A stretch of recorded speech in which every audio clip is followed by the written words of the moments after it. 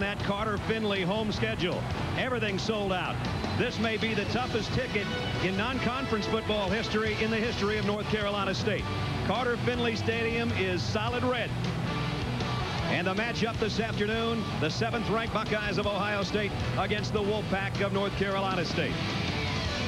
You saw some of the construction here at Carter Finley Stadium. We expect some destruction before this one's all over. In comes an Ohio State team, Bob, that's won 27 of its last 29 games. They might be lucky to be 2-0 in this new season. But last year, they played NC State at the Horseshoe, and NC State ended up a foot shy in triple overtime. Chuck Amato and his Wolfpack have not forgotten that. But these are very different teams than they were a year ago, mainly because two very winning quarterbacks were part of that game in Craig Krenzel and Phillip Rivers. Phillip Rivers is a San Diego Charger now, and Craig Krenzel's in the pros with the Bears. So there's two young guys that are out here in some heavy pressure. And Justin Zwick was the top recruit coming out of Ohio 3 years ago. He is big, he is strong and fast. He can throw the ball down the field, but the thing they need to eliminate offensively are the turnovers. They've had 7 turnovers on offense the last 2 games. Justin Zwick, as Bob's talked about, has thrown 4 touchdown passes, but 4 interceptions as well. And Jim Tressel knows that he's lucky to be 2-0 because they're -7 in the turnover margin. That's not like Ohio State. Yeah, and that's not where they come. You know, you win a national championship 2 years ago. You come back and then you start off with a new quarterback. You got to break these guys in. Krenzel and Rivers are gone, and that's college football. Let's get in with the new guys. Well, Phillip Rivers' name is on the outside of Carter Finley Stadium. That's got to be a little intimidating for Jay Davis, the guy that takes over. It does. Jay is a smart kid. He studied behind 4 years. He was under Phillip Rivers. His dad is a high school coach, so he knows how to study. He knows how to watch film. And the other thing going for Jay Davis is he's got good people around him. A good offensive line was left. Good skill people were left. Good running backs are around, so he can use those guys and feel like he's got some support. The North Carolina State folks feel that this is a defining moment to put NC State in the big time. If they can pick off a Big Ten opponent, Ohio State and North Carolina State is coming up. Carter Finley Stadium, you see the construction there, and beautiful Murphy Football Center is already completed on the other end zone. As you scan the field, 55,600 on hand today in the biggest game maybe in non-conference football history for NC State. Temperature, well, we're about 20 degrees cooler than we were yesterday. Tornadoes came through this area courtesy of Hurricane Ivan, or the remnants of, and did a pretty good number on Raleigh-Durham's airport yesterday afternoon. There's Chuck Amato. Even though it's cloudy, he's got the shades on because when you're a star, it's always sunny. And Chuck, in his 5th year, has done quite a reclamation project with this football team and with this whole crowd. They are so ready for this season. Let's go down to Swanee. Well, Bob and Brad, in Raleigh, the top story wasn't Barry Bonds' 700 home runs. It wasn't the Ryder Cup. It was North Carolina State hosting Ohio State. This game, they believe, if North Carolina State can win, gives this program validation. Now, you have to understand, there's a big O on Ohio State's back. That O does not stand for Ohio. It's a target. Coach Tressel knows that his team is a target whenever they play. Now, they have a couple of different game plans coming in today because everyone knew that Hurricane Ivan could be a factor. They've got a game plan that's a little more conservative and one that will put the ball in the air. Right now, it's a soggy field. It's not overly wet. So I think they'll be able to get good traction and do what they would like to do, not what they have to do, Brad. All right, Swanee, we hope you stay dry down there. A lot of rain earlier this morning, but now just cloudy skies as North Carolina State won the toss and deferred, so they'll be kicking off. John Duraney set to kick to Santonio Holmes and Maurice Hall. Ohio State kickoff return team done a good job through the first 2 games. A win over Cincinnati and a victory, a squeaker over Marshall last week. And we're underway in Raleigh. Hall from the 3. Broke across the 20, still on his feet, and he's out to the 28-yard line. So that's where the guy that Bob was just talking about will take over. Justin Zwick, highly recruited, got a big arm, but he's going to make some young mistakes over time, and he knows that, and so does the coaching staff. 3rd career start today, and of course he's filling the shoes that Craig Krenzel filled so brilliantly the last 2 seasons, including a national championship year 2 seasons back for Ohio State. Probably a better athlete than Krenzel, can throw the ball further, but you know, Krenzel just never lost hardly. It just never seemed that he'd always go out there and find a way to win and won a national championship. First down, Ohio State from its own 28. on the ground, and only about a yard picked up for Lydell Ross. As we take a look at the Outback Steakhouse starting lineups, here's the guy that can consume some steak up front for Ohio State. Sims and Daddish. Mangold's a Remington candidate and an Outland candidate. Nee and Schaefer the front wall. The backs and receivers, Ross, you just saw him carry it. Schnitker is the starting fullback. Ryan Hamby, the tight end, and it's Hall and Santonio Holmes, the wide receivers. Jim Bowman, the offensive coordinator, knows that if you get it in number 4's hands, good things happen. That's Santonio Holmes, the wide receiver. Yeah, of course, Reggie Herring and the defensive side also know that, so they're going to be looking for 4 this afternoon. Out of the gun on second down, and it's Zwick throwing to his right to his tight end, and he's got a first down out to Ryan Hamby. Defensively for North Carolina State, their front wall has experience, and they will hit you. The front 4, Williams, McCargo, Tyler, and Manny Lawson. The linebackers, Tulloch making a start today, Hoyt and Pat Thomas. And in the secondary, and they'll be busy today, Devontae Edwards and Laurent Reed on the corners. Andre Maddox making his first start after being injured, and Marcus Hudson, who didn't play last year. Reggie Herring wasn't here last year. He's their first-year defensive coordinator, calling the shots on the sidelines for NC State. First down for the Buckeyes from the 41, and it's Ross straight up the middle. And he goes out to the 45 and pick up a 4. It'll be second down and 6. Reggie Herring, the defensive coordinator, said yesterday that what they want to do against Ohio State is stop the run on first down and then double the coverage on Santonio Holmes. He said Ohio State may have lost their first 2 games without wide receiver Santonio Holmes. I don't think I've ever seen a defensive coordinator that talked more about one player than Reggie did with you and I at Swanee, number 4 there. Well, that's how much he was impressed with that young man. Santonio's got 14 catches already, good for 3 touchdowns through just 2 games. With Michael Jenkins now an Atlanta Falcon, this is their main weapon. Low snap, Zwick double pumps. Now he'll take off on his own. He's got a gaping hole, and he runs out to the 40-yard line of North Carolina State. I said he was big and athletic. He is not afraid to run, and that is a big plus for a quarterback that can scramble. You got to have somebody hanging around just in case he does this. Defenses aren't built to stop the quarterback also from running. They stop the run, stop the tight end, double a wide receiver, but not the quarterback. The one guy you can't account for is the running of a quarterback. He got 16 yards inside the 40 of NC State.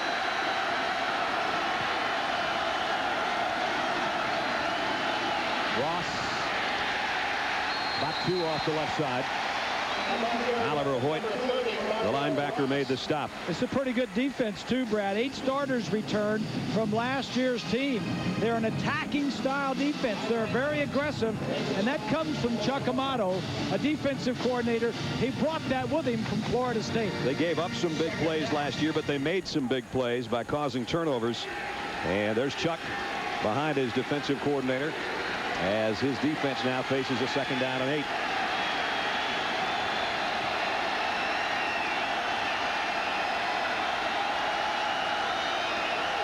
High backfield this time. NC State shows blitz, and they'll come with it, and it pays off. They got to Ross.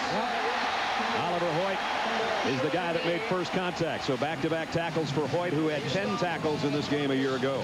Second and 8, and that's what NC State wants to get Ohio State in. This was second and 8.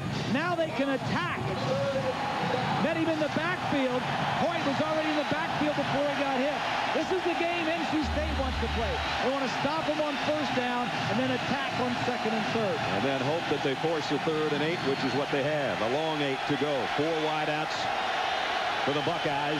And the fans at Carter Finley come to life in this opening drive for their defense. There's Holmes right here. Zwick. Slant incomplete. Intended for Ted Ginn. Nice job by Edwards on the corner to break it up. Pat Thomas put some pressure on Zwick, and now you got a guy like Mike Nugent. You maybe give him a crack here. I don't know. It's kind of a slippery field. 38, it's a 55-yard kick. Yeah, I would suspect that Nugent makes this call. You know how he warmed up in practice, whether he felt good about the turf. He kicked one to win the game last year, but they're not going to try it last week. But this, they're going to kick it away here. Toronto, the punter, will come in.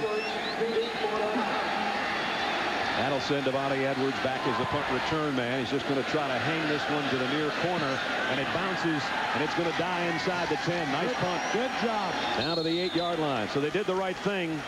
Maybe if you had to have a long kick, you'd go for it, but they go for the punt, and they bury NC State's offense down inside its own 10-yard line. That's where Jay Davis, making only his second career start, will have to go to work.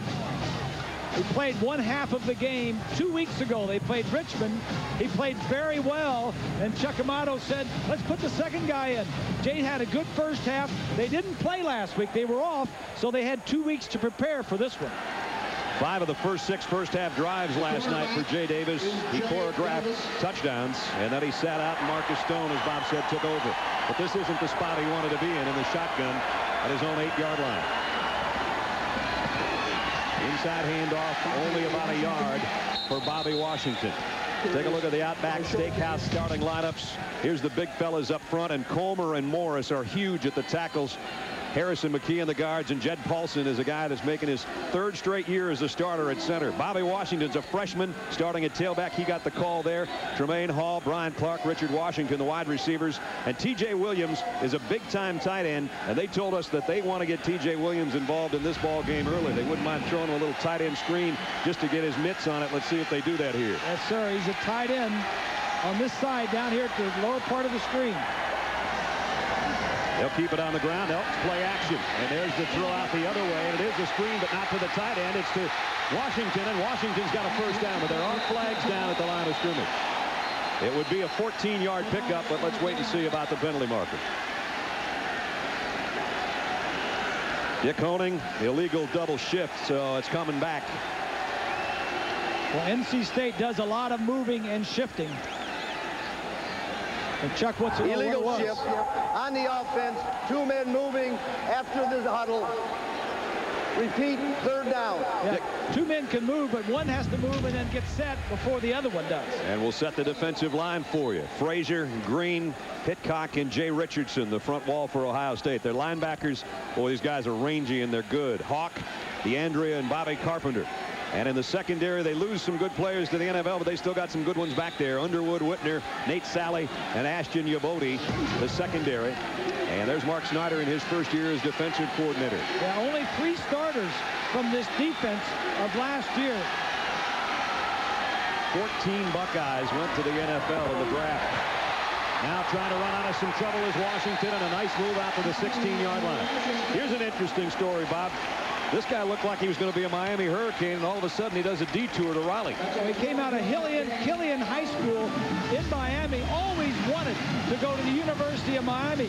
There was an academic problem down there. They didn't admit him at the last minute. He came up here. There are 5 Wolfpack players from Killian High School. The Killian Cats. They call them the Killer Cats. 3rd down and 2. Let's see if the Pack can move for 2 more yards and try to get out of their own red zone. Davis scans the fields, getting some pressure. Now he goes down. Marcus Green tripped him up from behind. Good pressure on Davis, and that's exactly what Ohio State wants to do. A young quarterback playing in his second start. That's Frazier right there that first gets in there. That's just good pressure. Puts Delaney in a bad spot, having to punt from his own end zone. And Santonio Holmes is the deep man. Ohio State's got 10 guys up there as if they're going to bring some heat on the punter. They did, but he got it away, and now Holmes will have a chance from the 49. He's got no help down there. Nobody but red jerseys around. He does what he can. Everybody tried to block the punt. He was by himself. He still gave his team great field position, though. Offensively, Ohio State's going to have it at the 43 of the Wolfpack with no score when we come back. Ohio State flag made a trip down from Columbus. Tell you what, tough ticket for those folks coming in from Columbus. I'm glad that I have a pass, because unless I had my partner's money, I wouldn't be able to get in here either. Ohio State picks up 29 yards on the exchange of punts. So special teams doing it early for the Buckeyes. Now they work from the 43. Ross hit in the backfield. Freddie Autry-Lindsay, the linebacker. Big hit there. At the conclusion of today's game, we'll select a Chevrolet player of the game. Chevrolet will make a $1,000 contribution to each university's general scholarship fund. Autry-Lindsay didn't start this game today. Tulloch started instead with Hoyt and Thomas, but Autry-Lindsay was a guy that played a lot of football last year. Oh, yeah. Bottom line, they've got 4 top quality linebackers that they feel like they can rotate in the ball game. Loss of 5. There's Pat Thomas, another one of those guys, another one of the killer cats, a senior, and he has been waiting since last year's triple overtime loss to face these Buckeyes. Here comes a corner blitz, thrown into traffic. Nice job defensively. They complete the pass to Bam Childress, but Hoyt's right there. A lot of zone blitzing today, Bob, we're going to see. You got that right. And then for Ohio State, they come out offensively on the road and say, all right, let's just get into the game. They come in with that thing in the back of their mind about all those turnovers in our first 2 games, and they say, take care of the ball, don't turn it over on the road, let's just get a drive going. And I think the exchange of punts, that's where Jim Tressel says, the worst thing we can do, we'll punt it again, and we'll come back and play defense. Because now they're in one of those spots where you start licking your chops thinking about a turnover. 3rd and 13. Zwick throws, one-hopped it, incomplete, but a flag flies in. Ted Ginn was the intended receiver. Devontae Edwards was on his back, but I didn't think he got there too early. In fact, I thought the ball hit the ground before it even got there, but here's the call. Pass interference on the defense. Number 14, automatic first down. I don't know. I'd like to see this one again. I think Chuck Amato would too. Yeah, they called it on Edwards.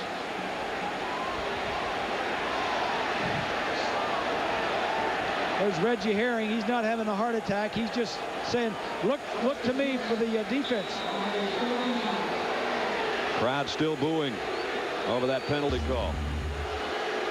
Let's take a look. It's going to come up to the left side. Now we can't tell. I don't know. That ball was 2 yards in front of the intended receiver, and I know you can't be all draped over him, but I don't think it was catchable in any means anyway. Well, he may have jammed him before the ball even got there. Could be. Here they come again. Here comes a blitz. Zwick over the middle. Tips. Incomplete. Let's find out how LSU and Auburn are going and check in with John Saunders in New York. John? Brad, the Taco Bell update. As you mentioned, LSU and Auburn in the SEC. Marcus Randall, 9 yards to Dwayne Bowe. They missed the point after, so LSU leads at 6-0. And Georgia just hung on to beat Marshall 13-3. Marshall, a great team that's 0-3, Brad. They had Ohio State on the ropes, John, and lost 24-21 on that aforementioned 55-yard field goal. So 2 weeks in a row, they play a top 10 team, and 2 weeks in a row, the Thundering Herd goes home a loser.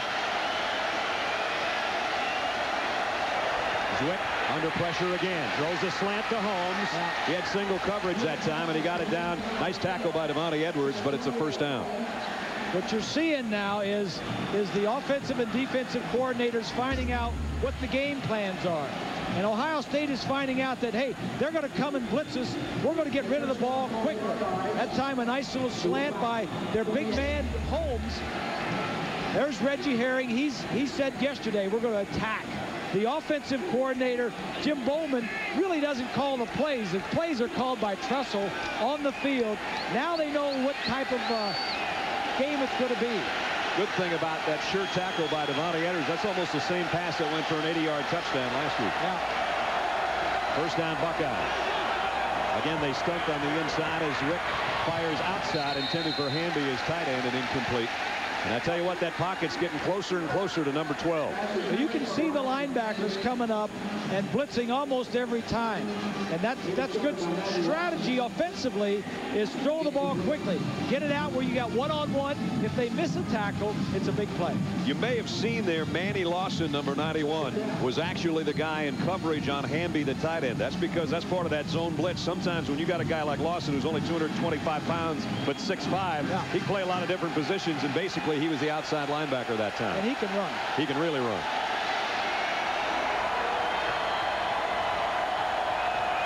Here comes a blitz from the corners. Zwick's got to get rid of it. Almost intercepted. That would have been a touchdown.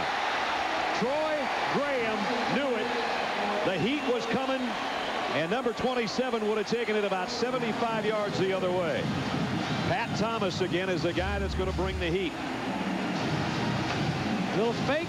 You got to throw it around Thomas. And when you do that, you got to make sure that there isn't anybody up tight coverage, because you called it right. He picks that off. He's gone. Been knocked down twice. He's 3 out of 7. They're going for it on 4th down. This is 3rd and 10. Third and 10. Excuse me. At the 28-yard line. Crowd really getting into it right now for the early stage of the ball game. All this blitz, and I lost track of. I got excited with these quarterbacks. Zwick, deep middle. Hamby had a step, but he missed him. That would have been 6. When you blitz, it really heightens the intensity of the game, both on offense and defense. And for the offense and for the quarterbacks, you've got an opportunity when they blitz to make some big plays down the field. And out trots a Groza candidate, one of the best kickers in college football. 3 out of 4 this year, including the game winner last week. This is Mike Nugent, one of the captains of 45-yard field goal attempts. From the left hash to try to put Ohio in front, and some motion. NC State's players were jumping up and down, and I think somebody on the offensive line came out of their stance. And this makes it a tougher penalty. Start. Offense, number 50 and number 74. 5 yards, 4th down. Now it's going to be a 50-yarder. Well, since Chuck Amato. There it is. Yeah. The right tackle. Yeah. Since Chuck Amato has been at NC State, they have blocked 33 kicks. That's tops in the nation.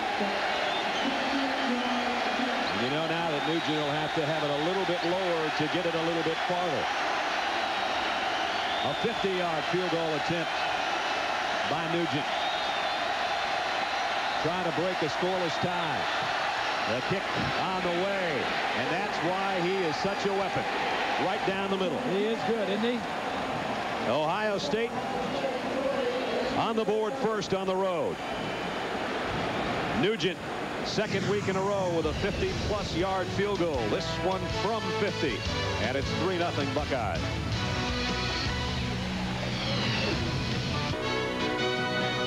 ABC Sports presentation of college football brought to you by the new Chevrolets. 10 new cars and trucks in 20 months. An American Revolution.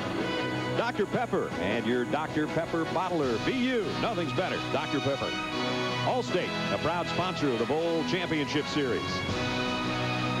And AOL for broadband. Proud sponsor of 1st and 10. And that's what NC State will have after they take the kickoff that's upcoming from Mike Nugent. I like that 1st and 10 line. Yep. Whenever I'm watching a game, boy, I tell you, I'm looking for it. When I watch one in person, I say, where is that 1st and 10 line? Marcus Hudson and Bobby Washington are the deep backs.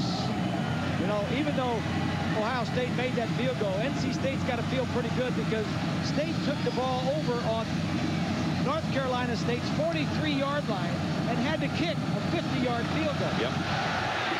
They only went 10 yards in 8 plays, basically, and there the touchback now is that something else that makes Nugent a weapon. That last kick by Mike moved him up another notch on the Ohio State scoring list.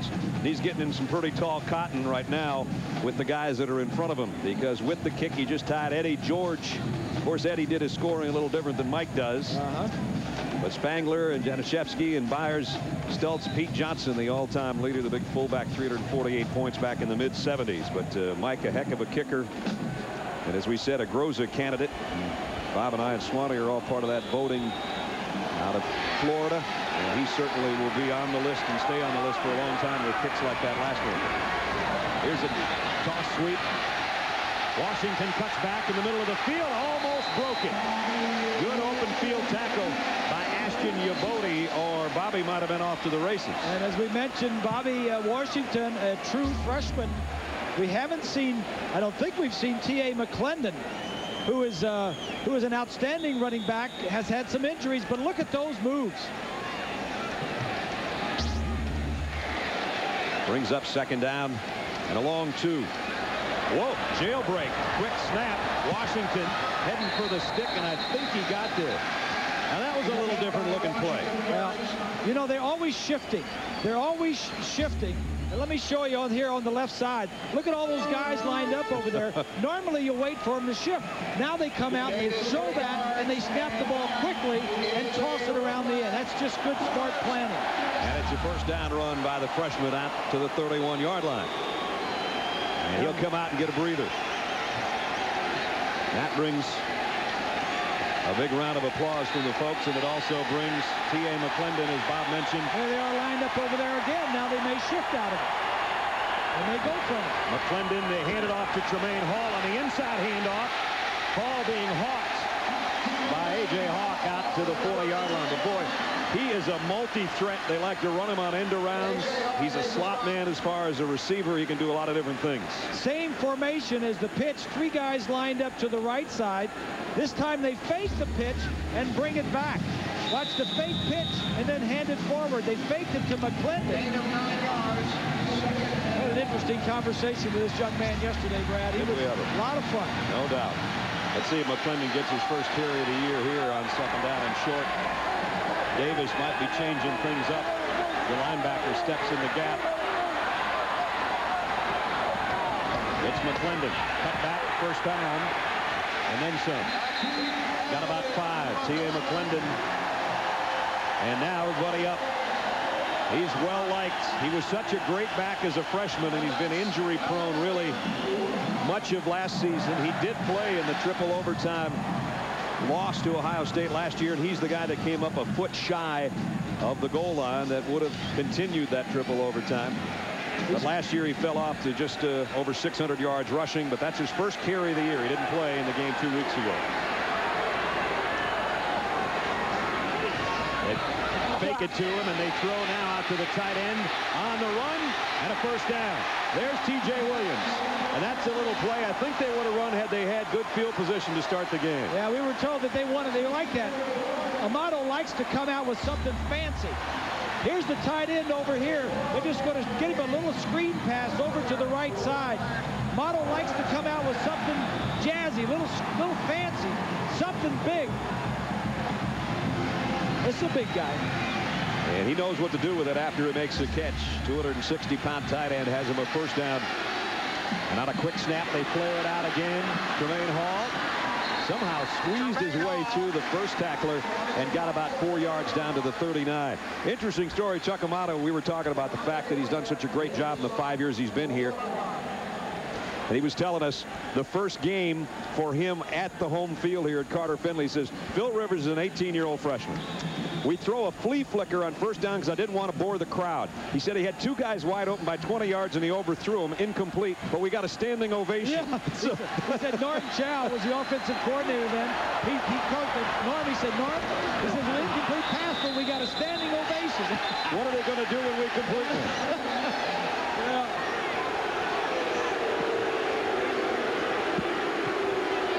Looking for a late hit. T.A. McClendon had slipped a little bit. Marcus Green made sure he knew that he was there. So we get another look. You'll see T.A. sliding and then trying to get up, and he was down, and he got a helmet in the back for his efforts. It's third down and 7. Out of the shotgun is Davis. 3 wide outs to the left side. He wants to come back the other way and throws, and it's going to be intercepted. Picked off by Yabodi. The wide receiver over there fell down, it appeared. Barrett and Yabodi looked like the intended receiver. You got to stay on your feet. Ohio State, the defensive back, Yabodi stayed on his feet. Barrett slipped down, and there was an easy interception there for the cornerback. So Ohio State's got the lead, and now courtesy of the turnover, their first positive turnover of the year. They intercept Davis as he's hit by the linebacker, and the Buckeyes have it back. When you're -7 in the turnover department, you're looking for one of these.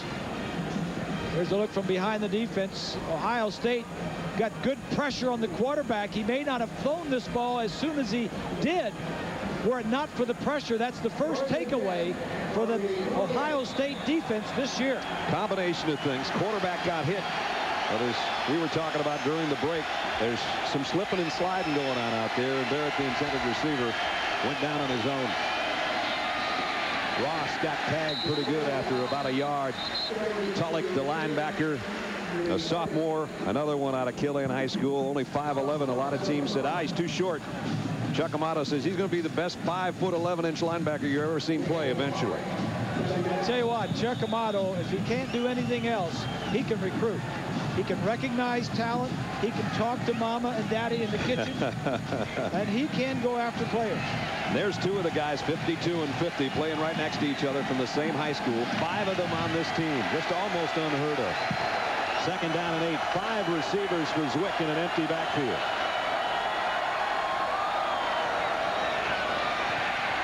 Throws to Holmes, and again he's all wrapped up trying to stretch it out. He almost lost the ball, trying to get extra yardage out to the 35.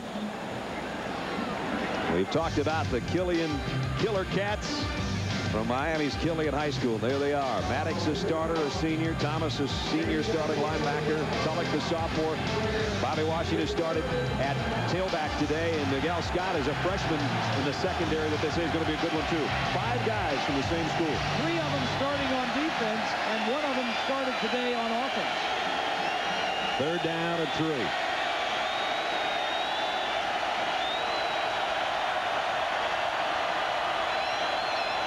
Here they come. Zwick has to get rid of it, and it's broken up. Nice job defensively by Troy Graham. He's had his hands on the ball a couple of times today. That's 4th down. That's 3 plays and out, and an aggressive defense. But the offense for Ohio State's got to say, hey, all right, if they're going to play that way, just let them play that way. We're going to hit a big one sooner or later. Kyle Toronto will come into punt, and on the other end is Tremaine Hall. And Tremaine's got 2 career returns for touchdowns. You got to be careful with him. Oh, a nice high hanging kick. Hall from the 20. Made the first man miss. Got a block. Tremaine Hall down the sideline. Cuts back into Ohio State territory, but it's all going to come back as there's a flag down, and it's going to be, I think, a roughing the punter penalty. Jimmy Sutton looked like the guy that got a piece of Toronto. And it was 4th and 3, so even if it's a minor penalty, it'll be a 1st down. Good point.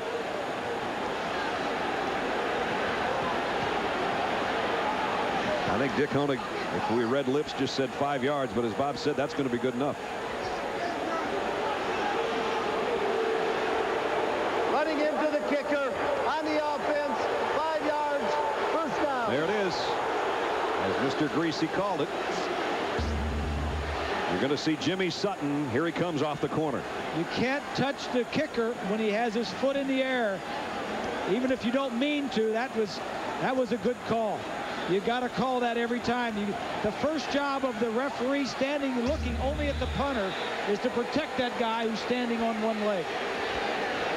Even if a rusher is blocked into the punter, it could be called roughing the punter. So 1st down instead for Ohio State.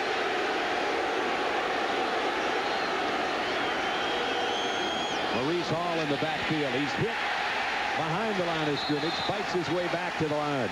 And Brad, you hate, that's one that the coaches staff hate, when you try to block a punt and you turn the ball. I mean, you don't turn it over, but it's like a turnover. Ohio State punted the ball away. NC State was going to get the ball, but now you give the ball back to Ohio State to continue that drive. It's like a turnover. First quarter coming to a close. Defensive battle so far. Ohio State can't get anything going on the ground. NC State has no points. And the visiting Buckeyes at the end of one have a field goal lead courtesy of Mike Nugent. Our presentation of college football will continue after this message and a word from our ABC stations.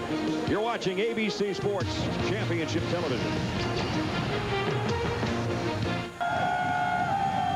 Everybody's a leader of the pack at Carter Finley today, but their team trails 3-0. Total yardage is even. Scoreboard isn't. 50-yard field goal by Mike Nugent, the only score so far. We start the second quarter at Ohio State, a 2nd and 10 at its own 40. Zwick under pressure, throws a screen. Maurice Hall, and he is dumped for a loss. great play by Oliver Hoyt, the middle linebacker. As we check in New York, here's John. Along with Craig James, the Pontiac game-changing performance update. Marshall, quarterback, gets them in the end zone after 5 Maryland turnovers. West Virginia, huge win for their program. They could not deal with Maryland in the past, but they did today. 1916, Craig's choice for Pontiac game-changing performance. A lot of people around here, fellas, are wondering about that score. Maryland had had West Virginia's number for quite some time, but a huge win for the Mountaineers. 3rd down and long. Zwick, empty backfield from the gun. Pressure from behind.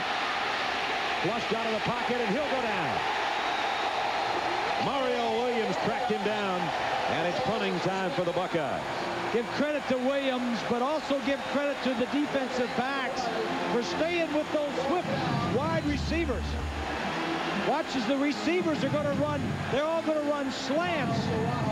And what's going to happen is everybody's covered. Nobody's open, so they can allow Williams the time to run him down. That's a big defensive end running down a quarterback. So Toronto's got to punt it, and Tremaine Hall is deep again. High short kick, and Tremaine's got to call a fair catch on this one right at the 30-yard line. Only a 33-yard punt. No return. But North Carolina State will return to the offensive side of the football. 13:27 remaining in the first half. We'll watch the Wolfpack on offense when we come back. North Carolina State with a little better field position to start things off this time. That's what they've averaged so far. Ohio State's had the better of that, but now it's the Wolfpack from the 30. Inside handoff to Darrell Blackman. And he goes for about 7 yards. Yeah, they've got 3 running backs they use. Blackman is a true freshman. Started 2 weeks ago, the first game of the year. You got Washington, Bobby Washington, who started this ball game. And then you've got McClendon, who is the heir apparent here. I mean, he was the guy that was supposed to be the boss. And he's got these young whippersnappers doing pretty good. They're nipping at his heels a little bit. Yes, sir. Bobby getting a breather. Blackman stays in there on 2nd down and 2. Now the option. Late pitch. Hall waits for the catch and now has the first down and then some. Out near midfield, Jermaine Hall. Nate Sally made the tackle. A couple of things I noticed here, Brad, is number one, the new quarterbacks just breaking in are a little bit shaky, and they got to find themselves. The other thing for NC State is they're running from sideline to sideline. The wide pass, a little screen to the wide receiver. Everybody's running wide. They pitch it, toss it to the running back, get him outside, make Ohio State sideline to sideline. Now they shift over T.J. Williams to the left side. And out of the shotgun, they've got a first down at the 48. Davis, long count. Steps up, fires, got his tight end, and he overshot him by a little, and it was almost picked off by Nate Sally. Yeah, and he should have hit him. He had him. He was open. So it's going to bring up 2nd down and 10. 12:16 to go in the halftime now for our Aflac trivia question this week. Who's the only North Carolina State player to be named ACC Player of the Year twice? We'll have the answer for you a little bit later on.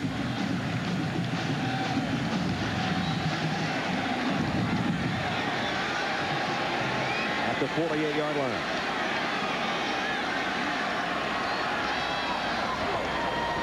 Inside handoff to Hall again. This time it didn't work for much. Got about a yard.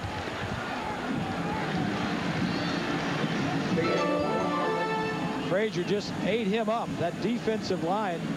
They lost 3 of the 4 guys in that defensive line from last year, but Simon Frazier, the bottom of your screen, watches. He's just going to follow the tackle down. Well, that's not right. Yep. Both tackles pulled. That's not right. I think Derek Morris was going the wrong way. That was Bobby Washington that carried it, too. I said Hall. It's 3rd down and 9. Washington and McClendon are both in there. Davis, here comes a blitz on him. Flares it out. Dangerous pass. And McClendon got tattooed out there in the open field by Whitner, and now they have some words for each other. Yeah. Tia, you ain't got nothing to say because he did everything right, the defensive guy. Go talk to your quarterback because he's the one that set you up. Not the kind of setup you're looking for either. No, sir. Both teams have combined to be 0 for 7 on third downs. Santonio Holmes will wait on John Delaney's punt. They've held Holmes pretty much in check. Got a couple of catches, but nothing big so far. Capable, though, of a big play every time he touches it. Fair catch here, and he'll take it right near the 20-yard line. T.A. McClendon on the sideline. His first action of the season. His team down by 3. ABC Sports presentation of college football brought to you by Saturn, People First, Gap, how do you wear it? The Hartford Mutual Funds, official corporate partner of the NCAA. And AOL for broadband, proud sponsor of First and 10. Stick that marker in the ground and show a 1st and 10 at the 20-yard line for the Buckeyes of Ohio State, who lead 3-0. Brad Nessler, Bob Greasy, Lynn Swan, and our ABC crew. The range of stops. Still a slippery field at Carter Finley Stadium. This is Lydell Ross, and there's not much there. Talked about the 2 young quarterbacks taking over for the guys that preceded them that were such winners, and here's the quarterback comparison early. Justin Zwick has had many more plays than has Davis. He's had to run a couple of times. He's been harried and hurried and knocked down a few times. Davis hadn't had a lot of time. Hadn't had a lot of plays. Hasn't had a lot of field position either. But did throw the 1 interception. Let's see if Zwick will put it up here. 2nd down and 9. That's Childress in motion for the top of your screen. Play action for Zwick. Throw back. Threw it behind Hamby. Hit him in the left hip. That is tight end wide open on a crossing pass. He was wide open, and he threw it way behind him. And what that tells me is Justin Zwick has not settled down. This is the way we read it in practice, and I'm just going to go back there, and I'm going to sit up and throw it. I'm not good. He needs to relax, settle down, find his place in the pocket, and then look downfield and see where the receiver is. The games are a little bit different than practice. They just don't, they're not in the same places that they are in practice. And this isn't the horseshoe. And this is not the horseshoe. He's on the road, and those guys right there don't like him. The 7 games that Tressel has lost in his years at Ohio State, 5 of the games, 5 of the 7 losses have been on the road. Now they're rattled enough that they've got to take a timeout as Coach Tressel will bring his young quarterback over for a chat. 10:32 till halftime. Buckeyes by 3.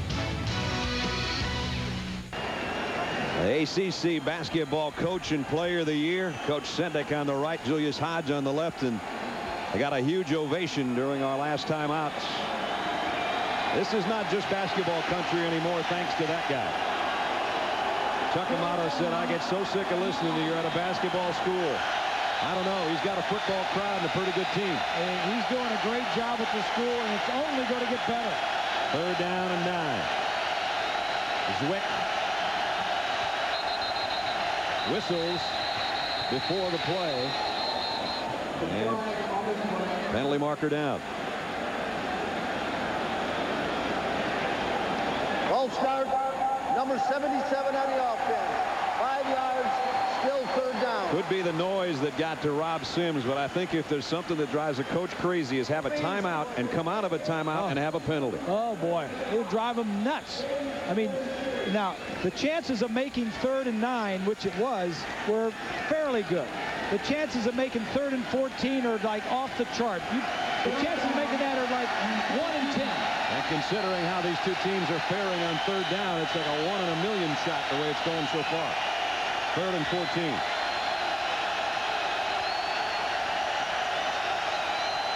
Comes a blitz from Tulloch. Zwick steps up. Lost one to Childress, who made the catch, and he's got a 1st down. Nice play by the quarterback. Oh, wait a minute. Buying some time. I don't think the mark's going to be where I thought it was. I don't think it's going to be a 1st down. Was it past the 30? That's where he had to get. One official on the other side had stepped across the 30, but I don't think the line judge on this side ever got to the 30. So they're going to have a fourth and about 2 feet, I think. And he's saying measure it, measure it. He's buying time, and that's what a good coach should do. Yep. But I don't think if he's thinking about going for it, he would go for it here. No way. He wanted a measurement. Yeah. He didn't get one, and he's hot about it. He thinks he got a bad spot. So Toronto will have to punt it.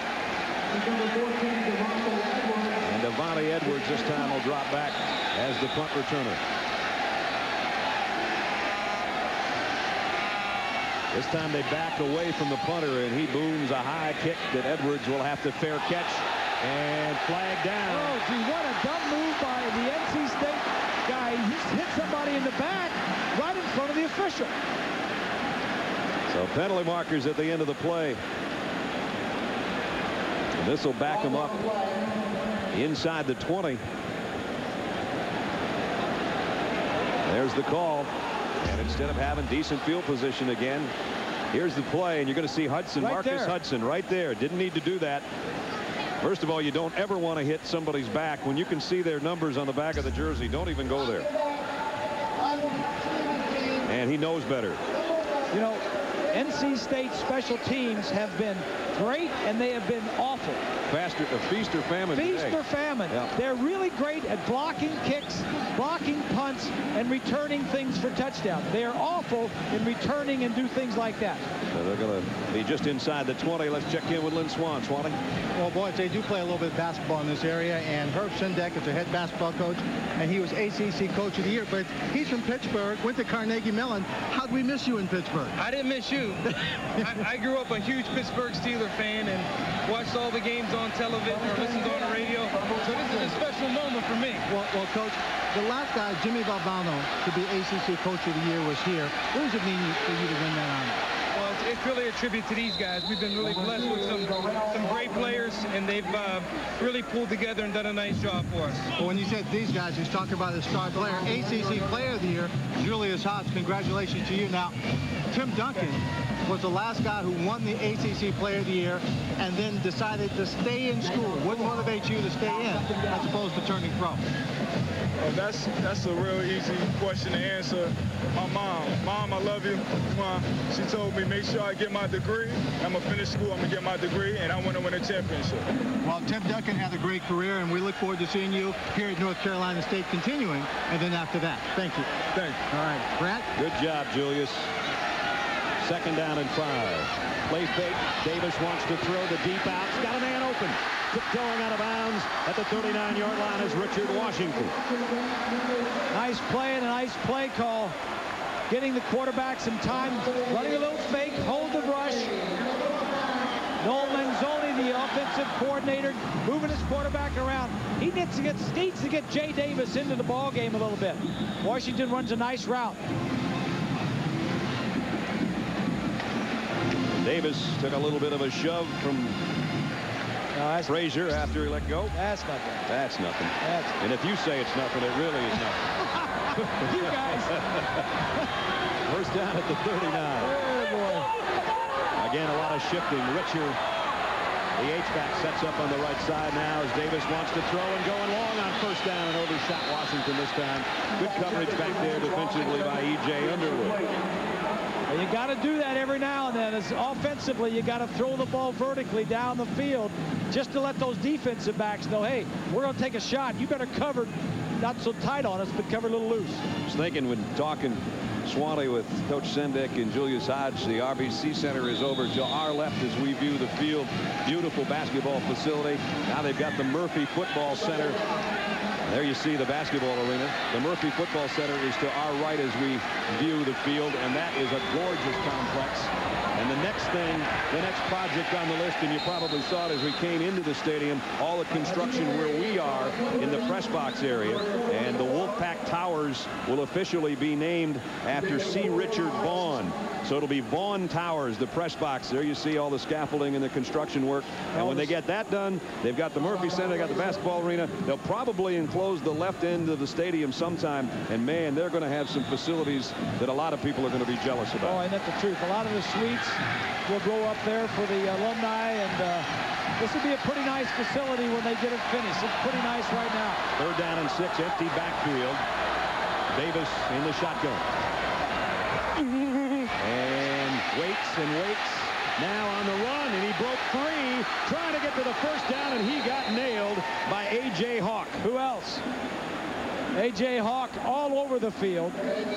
He is just a smart player, Brad. A.J. Hawk makes a lot of plays, and he can go sideline to sideline with the best of them from his linebacker position. He will get after you as we look at the spotlight on A.J. He's intense. He's tougher than nails. I think the best part about him, he's a ball hawk, and he'll grab you and take you with him. I think A.J. would like that. I think he would too. 4th and 2. Durani's got to punt it. And Holmes has to get out of the way and lets it roll, and it's going to roll dead inside the 11-yard line. So another nice punt, 42 yards by Durani, and he pins the Buckeyes back in a bit of a hole. We'll see if they can dig their way out of it when we come back. 7:25 remaining first half. Back in Raleigh, 3-0 Ohio State, and they'll take the field in a bit of a hole here at their own 11-yard line. That guy's been bottled up pretty well. Santonio Holmes, the guy that the NC State defense was worried about, and while he's had a couple of catches, only good for 16 yards on a couple quick slants. Yeah, but those slants are the types of passes that can go if he breaks the tackle. The ground game has produced nothing today, and credit the NC State defense for that, as Lydell Ross again hit that time by John DeCargo. That front wall, the front 4 of North Carolina State's pretty stout. They like DeCargo, McCargo, they like Williams, Mario Williams. Lawson on the other side. You mentioned earlier the tall, lean one that blocks a lot of punts, but he can rush the passer, and they can all run. Manny Lawson, that guy, is a defensive end. He was the indoor ACC long jump champion. Hello. And that tells you how scary he is as a runner. A defensive end? Yeah. 2nd down and 9. Zwick throws in and out of the hands, incomplete. Childress had his hands on it, he couldn't hold it. And Pat Thomas over there with him, the linebacker. So that's 3rd and long again. Boy, there have been a lot of 3rd and longs out here. And 0 for 5 for Ohio State, as this is the 4th time that they've had 3rd down and 9 or longer.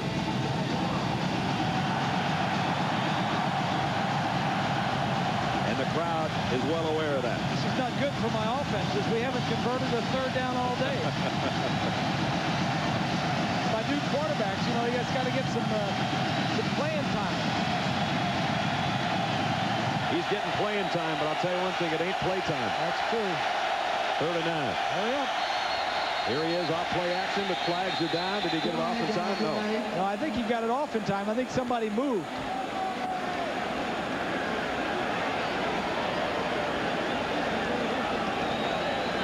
He wants to know the number.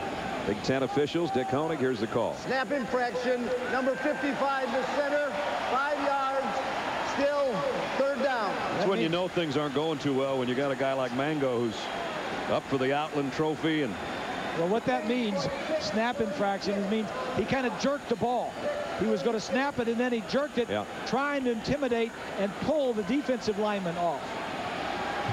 Went to the same high school as Kirk Herbstreit did Mangold.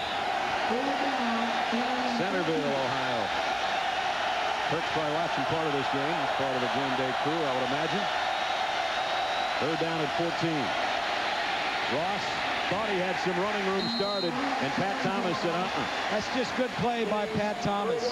If he breaks that tackle, if Thomas doesn't make the play, he runs for 15 or 20 yards.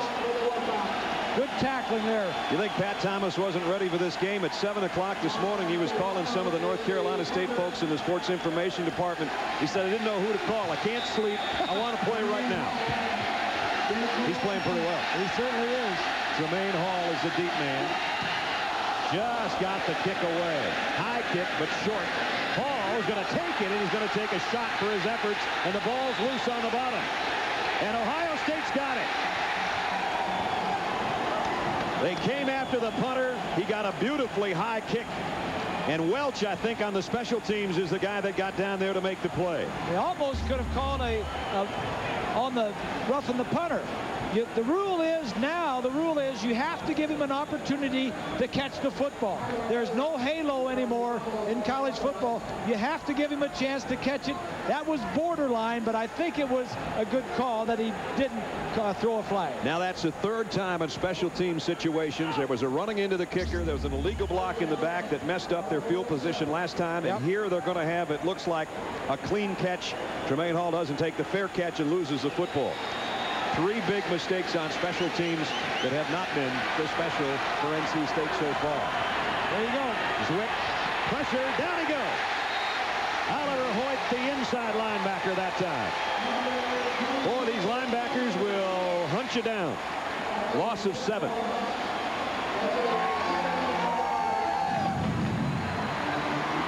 They were trying to go deep. Here's Hoyt right here. Watch as he's just going to sneak right up the in between the defensive linemen. Right there. Boy, he just runs him down. Play action, big turnover. Now Ohio State comes out and says, all right, play action fake. Only 2 receivers, maximum protection, and Holmes was covered deep. Holmes was covered deep. That was just a good play defensively. 2nd and 17. Zwick wants to throw the slip screen out there and gets it complete to Roy Hall. And Hall is tripped up as he got to about the 42, maybe 43-yard line. Marcus Hudson is the guy that knocked him off his feet. Our Pacific Life game summary. It has been a tough battle for Zwick today.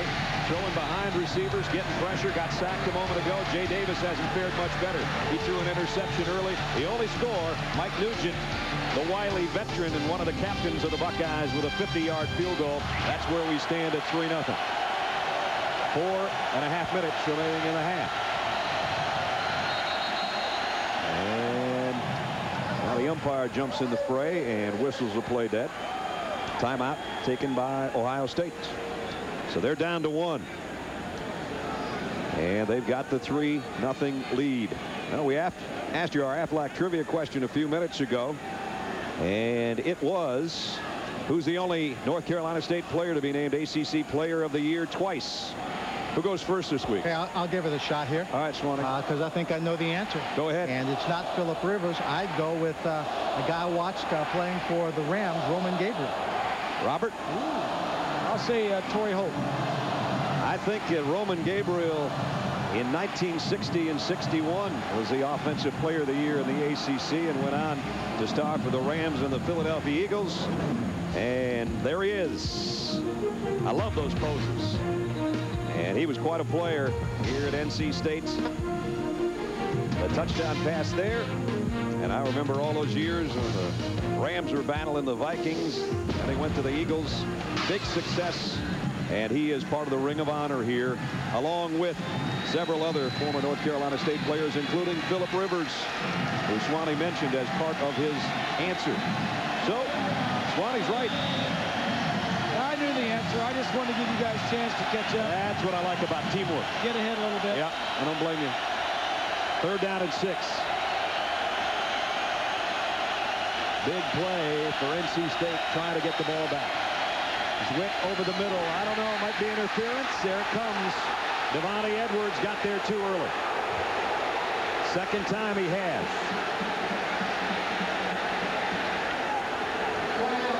It's going to be a 1st down on a pass interference. We got a good look at it right here. Yeah, he hit him before the ball got there. There's no question about that one. You know, NC State in the ACC has been the most penalized team since Chuck Amato got. He came from Florida State. I know where you're going. Yeah. So he brought some of that toughness and that aggressiveness, and he doesn't mind. He can live with some of that. 2nd defensive penalty on 3rd down, and then they had one on roughing the punter, remember, on 4th down. So costly, all of them. 1st and 10. Empty backfield. Zwick all by himself, and here comes a blitz from the corner. Over the middle and behind his intended receiver, who again looked like he hit a little gap, maybe Roy Hall, but he couldn't get him the ball. Let's check in with Swanee. Well, Bob and Brad, I'm sitting up here in the stands. There's a flag on that play, and it's going to be roughing the quarterback on North Carolina State. But I'm sitting up here where the suites are going to go because Chuck Amato has had a phenomenal economic impact on this particular school. If you just look at ticket sales alone from 1999, the year before he got here, up till this year, the season tickets and the growth, he accounts for about $9 million additional dollars. Wow. That doesn't even count the marketing, the donations, the sponsorship deals, concessions and parking. Clearly, by the end of this year, his economic impact on this program will be close to about $20 million. I bet you in 1969 when he was playing linebacker, they never knew he was going to be worth that much to this school. They did the right thing in hiring an alumnus, though, because he's not going anywhere. At the 20, some confusion in the Ohio State backfield, and Zwick's going to pay the price for that. And now a little bit of pushing and shoving going on after the play. That penalty, as Swanee said when he was up there in his easy chair, was roughing the passer. So in essence, right now, North Carolina State's defense is giving Ohio State this whole drive. The Wolfpack special teams and their defense is just being penalized and just marching them down the field, keeping their drives alive, giving them opportunities.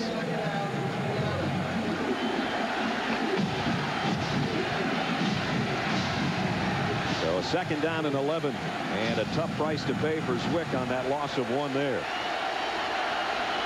You can see North Carolina State's racking up the penalties. A couple of those penalties were like turnovers, gave him possession of the football again. Blitz. Zwick has time to the corner to Childress. Almost got it. He laid out in the corner, but there was good coverage. It was number 3 on number 3. A.J. Davis stayed right with it. It was good play, just good coverage. The throw was where it needed to be. Had to be right in the very corner, and Bam laid out in the very corner and got his fingertips on it. That's a beautiful shot of it. Incomplete pass. Brings up third. Those guys look like negative images of each other. 2 number 3s diving exactly the same way. And the nice return ball. This is the 5th time Ohio State has had 3rd down and 10 or more. And it's 3rd and 11. And they'll give it to Ross. Quick opener, and Ross almost got to where he needed to get. He's going to get to the 13, and he's going to give Nugent what should be a chip shot here.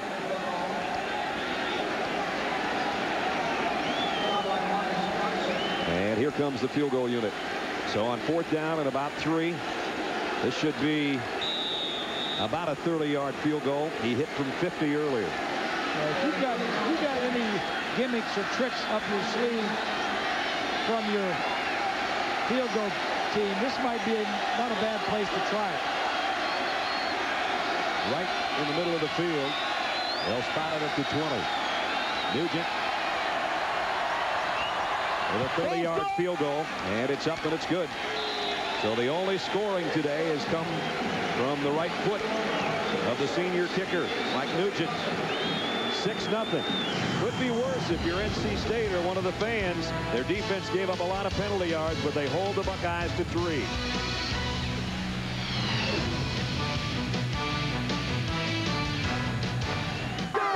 The only 2 scoring drives of the ballgame have covered all of 44 yards, and both ended up with field goals.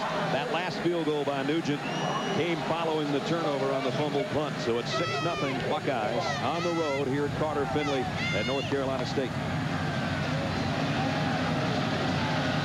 So Mike will kick it off, and Marcus Hudson and Bobby Washington wait on the other end. So Chuck Amato writing some notes to himself on the sideline a little earlier. He's going to have a lot to talk to his team about it. Out of the end zone, tucked back. NC State will start at the 20 after we check in with John in New York. Well, it's the Bowl Championship Series Spotlight game presented by ADT, and it would be Oregon against Oklahoma. Jason White, 4 yards to James Moses, who is wide open. Good hands on the big fella, and Oklahoma grabs the lead. It's stretched it now 10-0. All right, John, Jason White's numbers, I think you can probably put our 2 quarterbacks together and come up maybe with less than that. I think people are forgetting about Oklahoma this year. I think they had a lot of players back, a lot on defense, a lot of offensive players back. I think they got a little bad attitude going this year also. Looking too much at the last 2 games of last year, maybe, exactly. instead of the potential of this year. Exactly. Everybody's talking about LSU, USC, Georgia, and all these other ones. I wouldn't leave out Oklahoma when you're talking about top teams. From the 20 again. Davis wants to throw back a screen, and Tremaine Hall, it's incomplete. NC State's, I don't know if you can call these drives, but there's where they've started. They didn't have good field position really in any of those instances, and 3 punts and 1 interception have been the results. Yeah, that's not good. Nope. And when you throw into that, you roughed the punter one time, and you fumbled a punt that was coming your way to lose possession 2 other times. So what the bottom line is, Ohio State has had the ball 6 times, and North Carolina State's only had it 4. This is their 5th possession. Tremaine Hall in motion. They give it on a handoff inside, though. And Darrell Blackman, not much in there. In fact, he's behind the 20-yard line. It's going to be 3rd down and long. We're talking about other scores and highlights. John and Craig and Aaron will have all the highlights and analysis from today's games coming up on the Valvoline halftime show. Still a lot of good games coming up later on tonight. They'll check all the surprises, including Maryland and West Virginia. West Virginia finally able to pull one out over the Terrapins. 3rd and 10 here. Davis intercepted.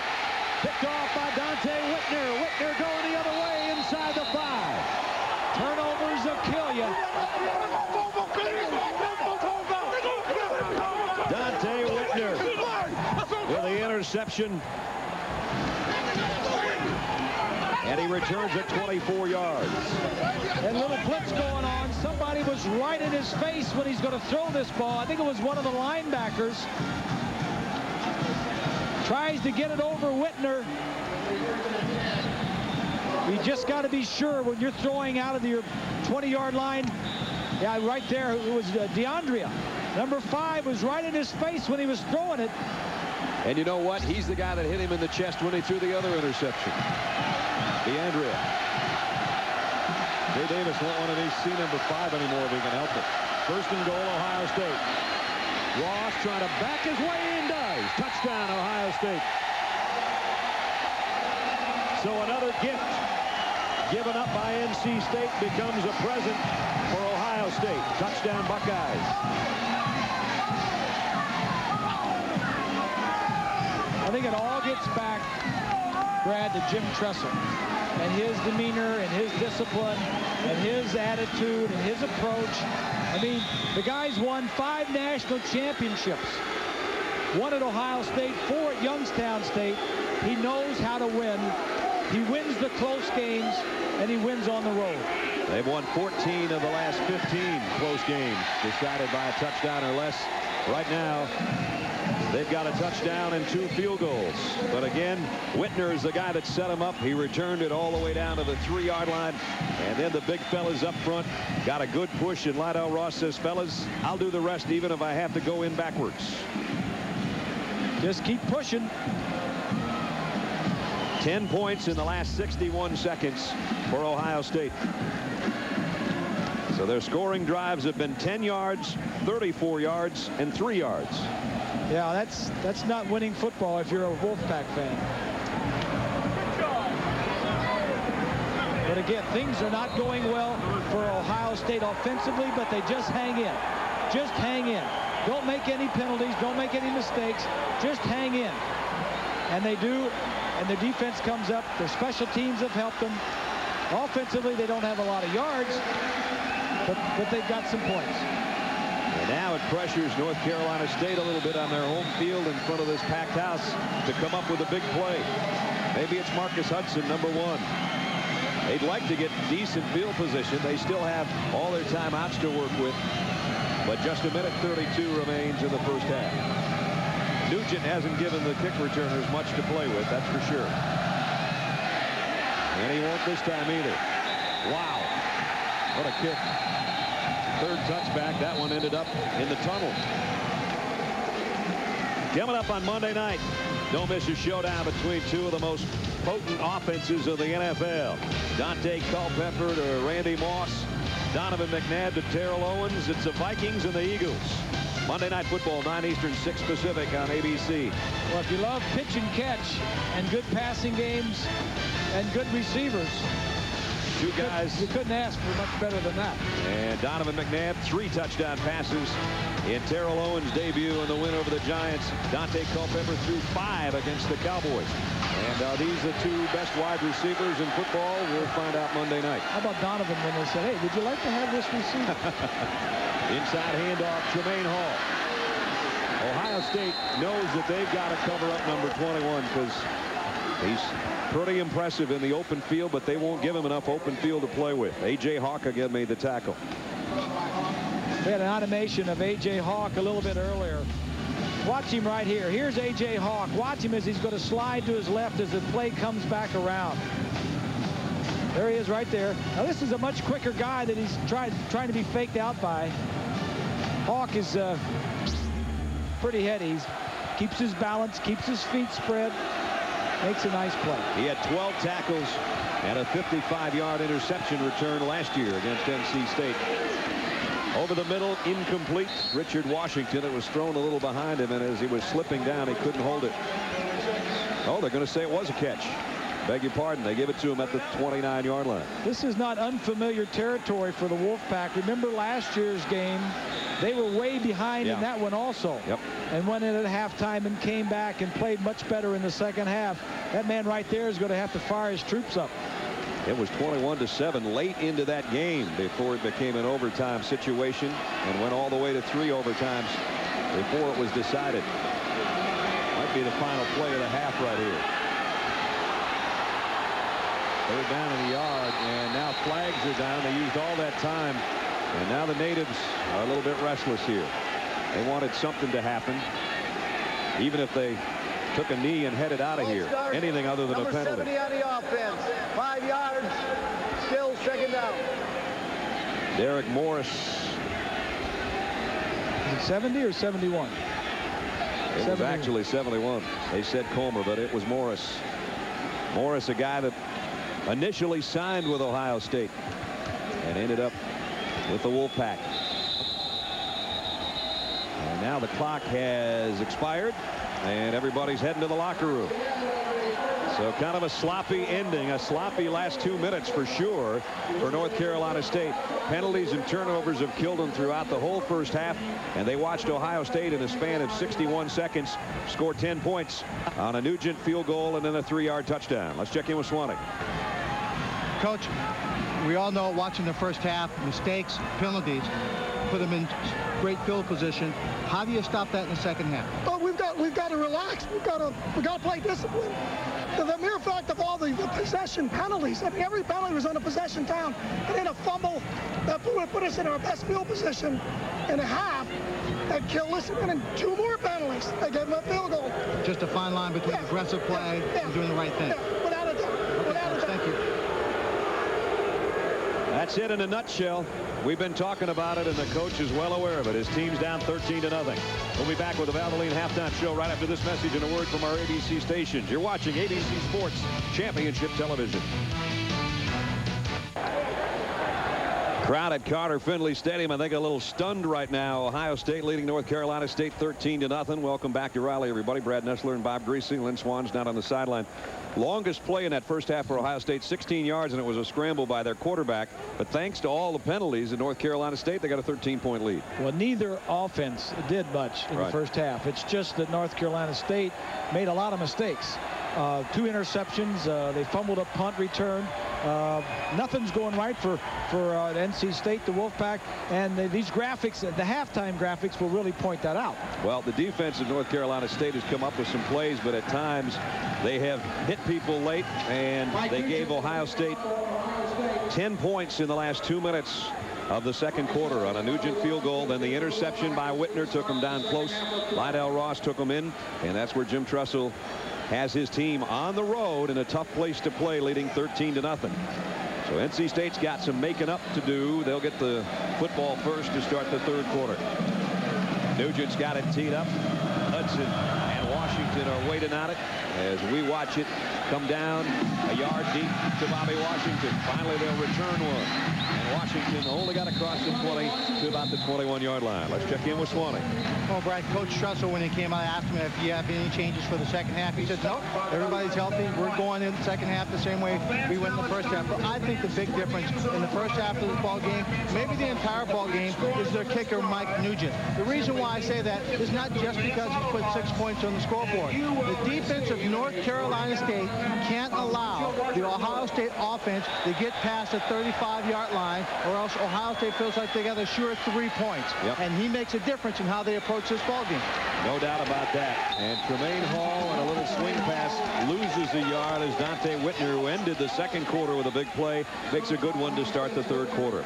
Our Pacific Life game summary statistically in the first half, and Bob said when you get down to the bottom part, you're going to see where the turnovers and the points off those were the difference in the ball game. First downs by penalty, 4 for Ohio State. Then you got 3 turnovers by NC State, and the points off turnovers right here, 10 for NC State. And here's another miscue, fumble. Ohio State's got this one too.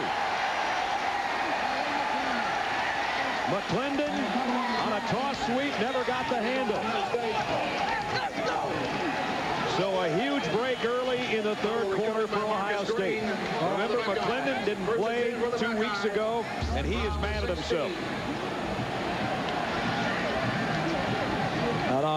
He took his eyes off of the ball to look forward to where he was running and didn't catch the football. I think that's just a lack of practice and a lack of concentration at practice. He's missed some practice time. These young kids have been in there, and yeah, this does no good right here. Nope. This does no good. And either Marcus Green or Simon Frazier, they were both draped all over that fumble recovery. Opportunity here at the 16-yard line. Nix up in the backfield again. Zwick went back. Ross went the other way. They lost about a yard. Boy. Being an offensive guy at this game is painful.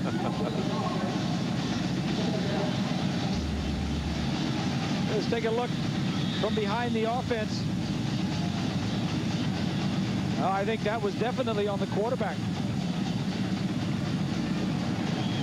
So they lost about a yard, second down and 11. Zwick hasn't done anything big, but he hasn't done all that much wrong. And that's how Ohio State's got the lead. Here they come after him. He lost it to the end zone, and he overshot Childress, and he had him open.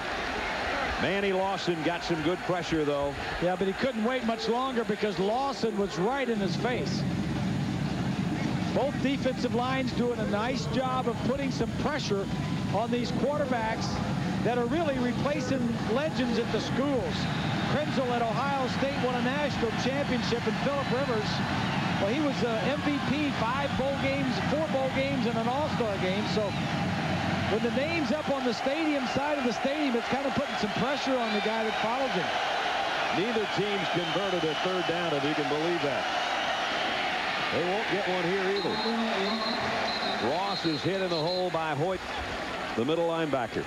Well, for the Wolfpack, it's been the ineptness of their offense and the penalties at stupid times that have really given Ohio State a ton of points. North Carolina State, of their 7 penalties, 4 of them resulted in a first down for Ohio State. Yep. So that's what you're talking about. And now Nugent's out again to attempt his 3rd field goal. He's hit from 50. He's hit from 30. This one will be a 33-yard field goal attempt. It's just so automatic, it seems, for Mike Nugent. So the fumble by McClendon, much like the interception to end the second quarter, the fumble recovery turns into points. It's 3 more for the Buckeyes. This was just moments ago. Santonio Holmes, a big play wide receiver for Ohio State, heading to the locker room.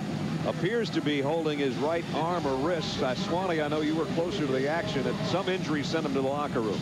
Well, he came off the sideline holding his arm the same way he did just when you saw him walking up that hill. It could be a wrist, it could be a shoulder, it could be an elbow. I didn't see the injury, but he made no he made no move to go anywhere except for on the bench and to see the trainer. There were 4 trainers hovering around him, and then 1 trainer called for an assistant. They took him into the locker room. Now, if he needs an x-ray, there is a facility here to get x-rays, but right now we don't have a report. Ohio State does not normally give out injury information on the sideline, guys. All right, Swanee, thanks. So that takes away, at least momentarily, for the Ohio State, their big play weapon. North Carolina State's got to find a big play weapon. T.A. McClendon's back in there at tailback. The swing pass is out to Tremaine Hall, and he's dropped in his tracks. Bobby Carpenter, the other outside linebacker, and boy, he can play too. I tell you what, Ohio State lost 6 guys to the NFL, and then Dustin Fox, their outstanding cornerback, broke his arm last week. So they've got 7 guys from that defense that aren't playing now. They got 7 new starters, and you just plug them in. Bobby Carpenter is an outstanding. There's Dustin Fox, number 37. They got a lot of talent on this defense for Ohio State. McClendon, who fumbled his last carry, is stuck for a 1-yard loss by Schlegel, another linebacker that time. Yeah, Schlegel comes in. He's a transfer from Air Force. Yabodi replaces Fox at the corner spot. Everett and Whitner come in for Will Allen, who's playing at Tampa Bay. Underwood comes in. I mean, they have these outstanding players that they just plug in when the guys leave. Bob mentioned Schlegel, a transfer from Air Force 2 years ago. He had over 100 tackles for the academy before transferring and sitting out last year. It's 3rd down and long. Davis trying to buy himself some time. Jay slips and goes down. And a penalty flag flies in late. Quinn Pitcock, I thought he was trying to pull the reins on the horses, but he fell down and he fell right into the quarterback. Yeah, this is not the NFL where you have to down a guy when he's down. After the play, personal foul, number 90 on the defense, 15 yards, automatic first down. I thought that was the turf here more than anything else that caused that, but here's another look. Watch, he's going to slip here. Now watch 90. Now watch the referee. He's going to be out of frame, but he throws that flag right there. Hey guys, just so that you know, this field has a crown that almost rivals the old crown at Oklahoma when they used to run the wishbone. Yep. So he was heading downhill pretty good when he slipped. A downhill run. Inside handoff to McClendon. McClendon breaks free across midfield. All the way down inside the 30-yard line. I think he just paid everybody back for the fumble. 41 yards. Biggest play of the day for NC State. T.A. McClendon was walking all over that sideline after that fumble, pointing at himself, telling guys, I'm going to make up for it. And he did right here, Bob. Watch the blocking up front. He kind of gets lost in there in a maze, and then Schlegel, 51, gets turned around. And then Underwood comes over and does a nice job. Just get him on the ground. Here he is straight ahead again from the 29 down to the 26. Well, it may have taken a stupid fumble by McClendon to get his mind right and get him back thinking football this year. Some people forget how good he was as a freshman. Over 1,100 yards on the ground, 18 rushing touchdowns. Here comes Santonio Holmes back from the Ohio State locker room.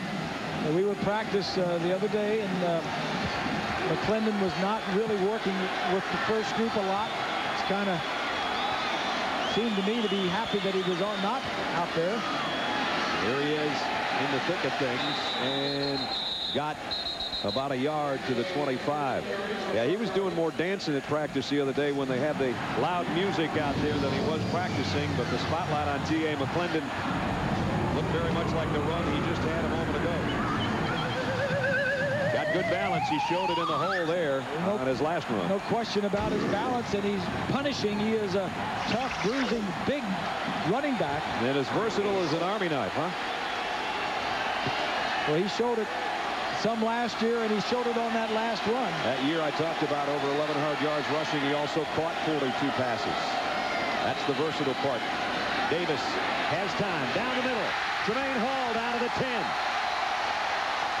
There's a long way to go in this game, but this reminds us of last year's game when they were behind and they just came back. It's almost as if they play better when they get behind. Take a look at it from behind the defense. Hall comes out of the backfield, number 21. You saw him come across. Offensively now, you've got to convert. McClendon, touchdown.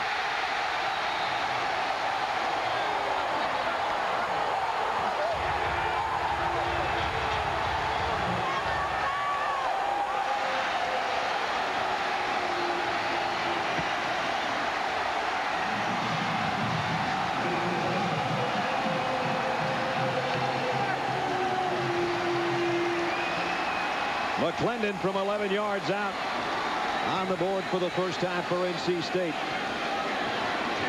I think we might have a celebration penalty at the end of this thing. Unsportsmanlike celebration after the TD. Penalty will be assessed on the kickoff.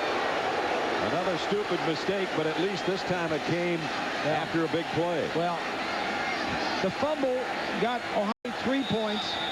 Now McClendon helped him get 6, maybe 7. Ball's gone. And the extra point is good. An 80-yard drive, longest by anybody by far in this game. And the tailback has come back. His 28th rushing touchdown caps an 80-yard march. Watch the offensive line going to come off here. There's not going to be any place to run. Watch right here. Everything's clogged up, and he slides to the outside and gets to the outside. T.J. Williams, a tight end, just got a nice little seal block, and that helped him. And then this is when you can just, act like you've been there before. You can't have this part be a part of your football team. And Amato likes to have the guys express themselves and be loose and whatever. But I mean, you just can't have that. I mean, you start coming back, and now you finally score, you get something going, and now you got to kick from. They're moving 15 yards back because of the sportsmanlike penalty and kicking off from their 20. And this will give Ohio State excellent field position unless they get a great kickoff. And the field judge is still getting an earful of Chuck Amato. Yeah, because of that last call. Exactly. And I think in the way the rules are written in college football, I think the field judge was right in throwing that flag. Well, they got a nice high, decent kick. Again at the 11. But he breaks the tackle, and again, the field position will be pretty good out to the 33, maybe the 34-yard line. ABC Tuesday, it's the big 1-hour season premiere of My Wife and Kids, where they're going to Vegas for a supersized star-studded dream vacation. And what happens on My Wife and Kids stays on My Wife and Kids. 1-hour season premiere Tuesday at 8 only on ABC. I like that. What's that line in the song? What's done in Mexico stays in Mexico. Yeah, I always heard it was Vegas. Yeah, I guess no matter where you go and you're not away from home or whatever. Well, that was the first offensive drive of the game. The Wolfpack. They took it down and scored. From the 34, Childress in motion toward the ball. Blitz coming. Zwick, look out! Down he goes. He is leveled by Manny Lawson. And now you got a fired up bunch of Wolves.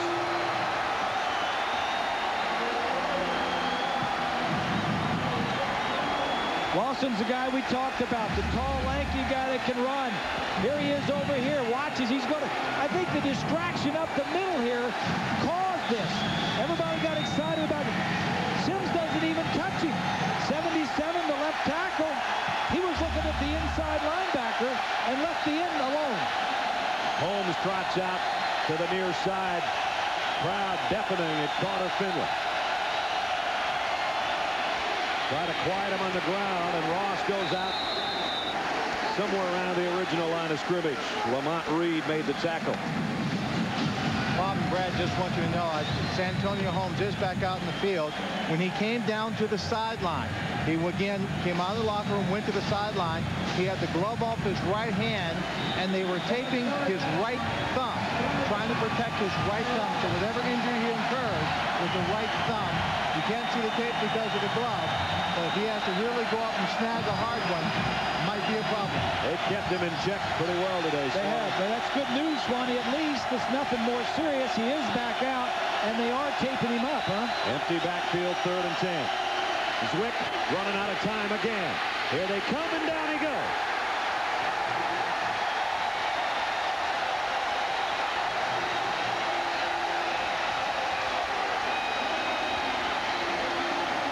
I don't think there's any doubt that NC State plays on emotion much more than the Buckeyes do.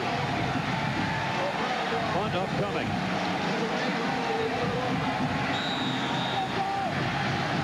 Jermaine Hall back deep for NC State.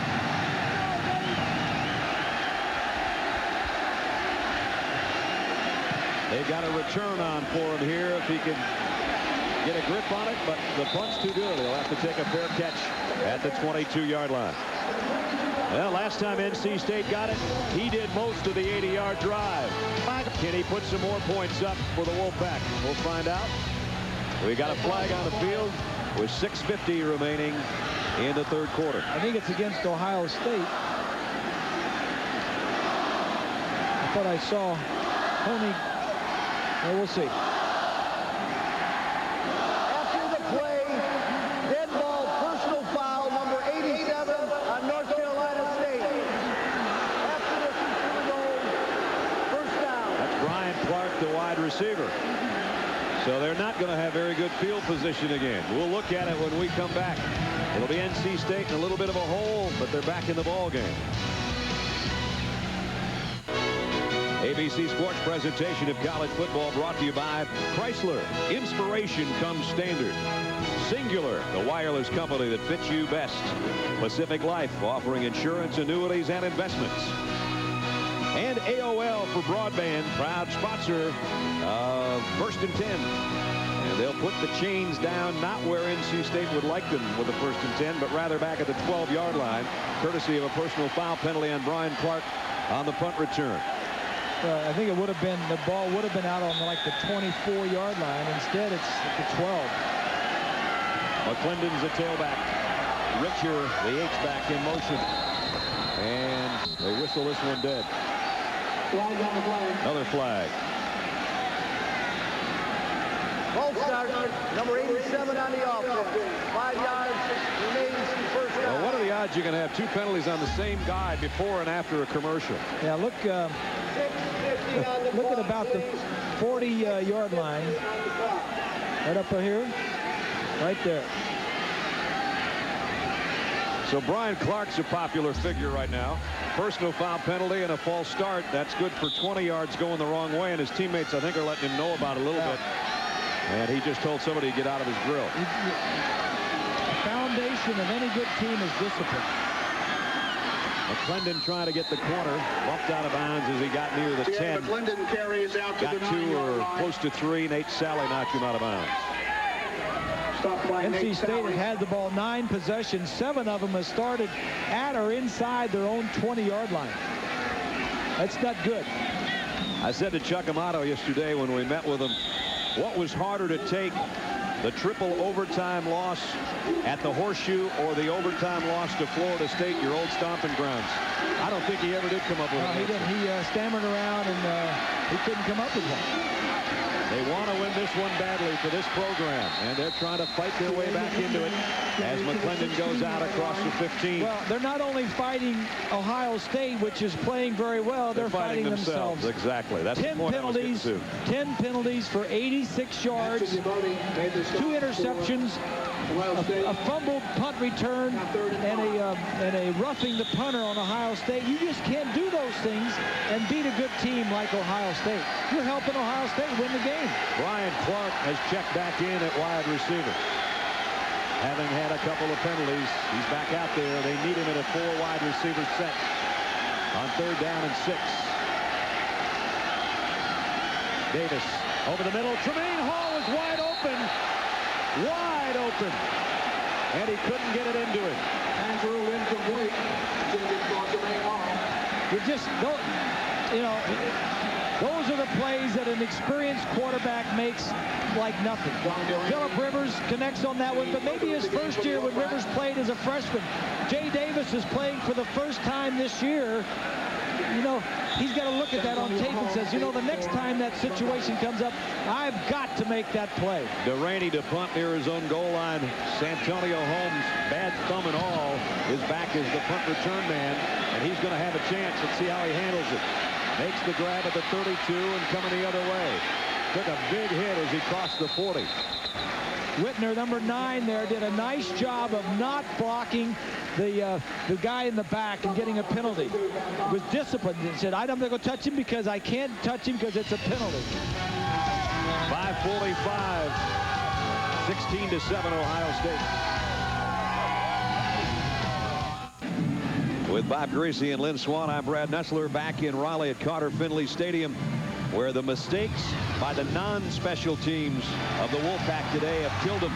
They've run into the punter to give Ohio State a first down. They've pushed in the back to give themselves terrible field position, and they fumbled a punt. You add all those things together with the mistakes and the penalties, that's why they're down right now 16-7. I mean, non-special is it not very special. There's nothing special about those. Those are, we got to change the name of that team, those teams to the kicking teams. Yep.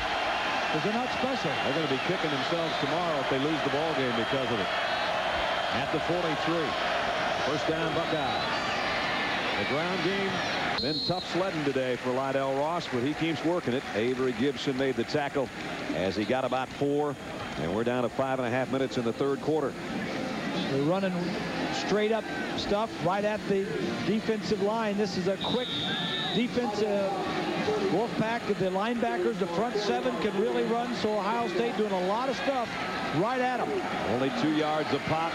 The 1 3-yarder, though, is good for a touchdown. Second down and 5. They'll try him again. Nothing doing. Boy, he carries the pile with him for a while, though. Dwayne Herndon was trying to collar him and bring him down, but he kept his legs driving, and he had his linemen, including Dadish, his left guard, out there hunting for him in the bottom, and he picked up 2 yards. This is a huge third down. There's still a lot of time left in the game, but the crowd knows it, and the defense of North Carolina State knows it. Not real exciting stuff from Ohio State, but they don't have to be real exciting. They're winning the game. Just don't make the mistakes they've made in the first 2 games. 7 turnovers coming into this game for Ohio State. Zwick, quick throw, completes it to Childress, and Childress breaks the tackle, still on his feet. Thomas finally tracks him down, but he's got a first down at the 32-yard line. Pick up a 14. It was a nice job of the receiver on that side coming back to help out on a block. That was just a stop route. Safe pitch and catch. Pick up the first down. The first third down conversion for Ohio State today is that pass, and Childress with a reception to the 37-yard line. Santonio Holmes was over there blocking for his partner. So the Buckeyes up by 9 with the ball, and on the ground is Ross. Not much doing again. Well, Bob and Brad, coming into this ball game, barring torrential downpour and steady rain, Tressel was bound to run this football. He was questioned by the media after the last couple of wins, and he said, they asked him, said, you know, you've got 300 yards passing the football. You know, is this a new Buckeyes? He goes, no, we're going to run the ball. He says he knows a lot of teams that throw the ball 300 yards and don't win ball games. But if you rush for 200, you usually come away with a win. And he's trying to make that point today. And he knows also that if you're minus in the turnover category, you're usually going to lose. And he thinks they're a little bit lucky to be 2-0 and try to go to 3-0. So they, as Swanee said, are determined to try to blast off that right side. And Lydell Ross maybe got 2 more. Jim, Tressel was a quarterback when he played, and so he knows the game. And he is the guy on the sideline that is connected upstairs to Joe Daniels, the quarterback coach, and Trussell is the guy making the calls. He is calling this game because he is protecting his quarterback. All the mistakes, all the turnovers that happened the first 2 games, he wants to get him on the road, away from home, but he also wants to have a good game with him. Jim is 15-2 in non-conference games in his 3+ years in Columbus. They're going to bring everybody, it looks like, at Zwick unless they back out of it. He throws complete. This time they don't let him get a first down. But as Swanee said earlier in the ball game, you're down in that spot now where it almost looks like an automatic 3 for Mike Nugent if they choose to try to kick one. The inside receiver right there is uncovered. When you want to blitz and put some pressure, it's safest. And he did a nice job. The quarterback did a nice job of finding the uncovered guy. It was stop routes by all the receivers. He found the open guy. A field goal attempt of 46 yards coming up. Nugent's been perfect today, 3 for 3. Kick on the way, and he's got another one. Boy, what a weapon to have. The nearly automatic 3-pointer. Mike Nugent has kicked 4 field goals. It's 19-7. If there wasn't pressure on that young fella's shoulders, there's starting to be more and more now because his offense will take over now, trailing 19-7 to Ohio State as Nugent just capped off another drive, another short drive. All of Ohio State's scoring drives have been short but effective. And again, Nugent will drop it deep in the end zone. Another touchback, 5th touchback on a kickoff by Mike Nugent today as we take a look at our Chrysler passing playbook. Bob? One of the interceptions that Jay Davis threw a little bit earlier, the receiver out here is going to run a hook, and this guy is going to run through. Now, when this happens, the key to running this play is watching this guy right here, the defensive back. Watches the defensive back, lets the inside guy go, and then drops off and picks off the interception. You've got to recognize zone from man-to-man. On a man-to-man, Whitner, number 9, would have covered the inside guy. This time he stays and picks off the pass. Zone versus man, you've got to recognize it. Now it's NC State in the shotgun from the 20. Blackman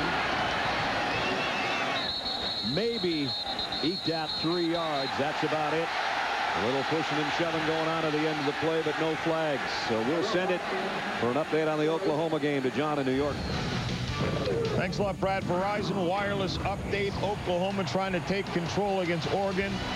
Dante Hickson bites through a couple of arm tackles and then takes off. Touchdown for the Sooners. Their lead now 17-0. Brad. All right, John, thanks. Here it's 19-7 in the final minute of the 3rd quarter in Raleigh. Almost a fumble that time by Blackman. He did find the handle, but he found a whole bunch of Buckeyes around him in a hurry. This defense for Ohio State is a darn good one, especially when you start 10 possessions. You have 10 possessions. The average starting possession spot is your own 19-yard line. Now, that's not any fault of NC State. That speaks to the kicking games of Ohio State. Now the 3rd down and long that you don't want to find yourself in as you look at the sticks and the marker, and from field level it's 3rd down and 7 for the Wolfpack.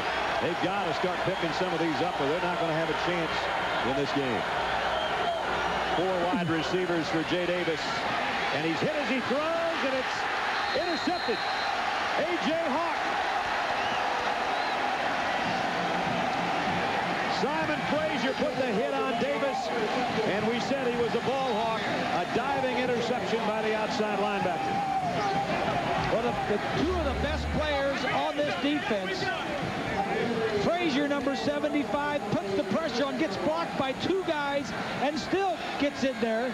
And Hawk gets over, has good vision, and makes the catch. That is a heck of a grab for anybody but a linebacker. Not bad, huh? It's a ball hawk. Yep.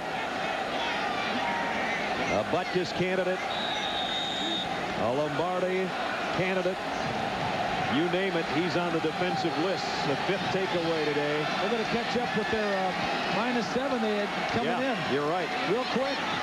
Up the middle down to the 25-yard line. And that's where the quarter will come to a close. Lydell Ross on the bottom of the pile, but North Carolina State on the bottom of the scoreboard. It looked like they were back in it when they scored this touchdown, but the Mike Nugent field goal stretched the lead again. Our presentation of college football will continue after this message and a word from our ABC station. You're watching ABC Sports Championship Television.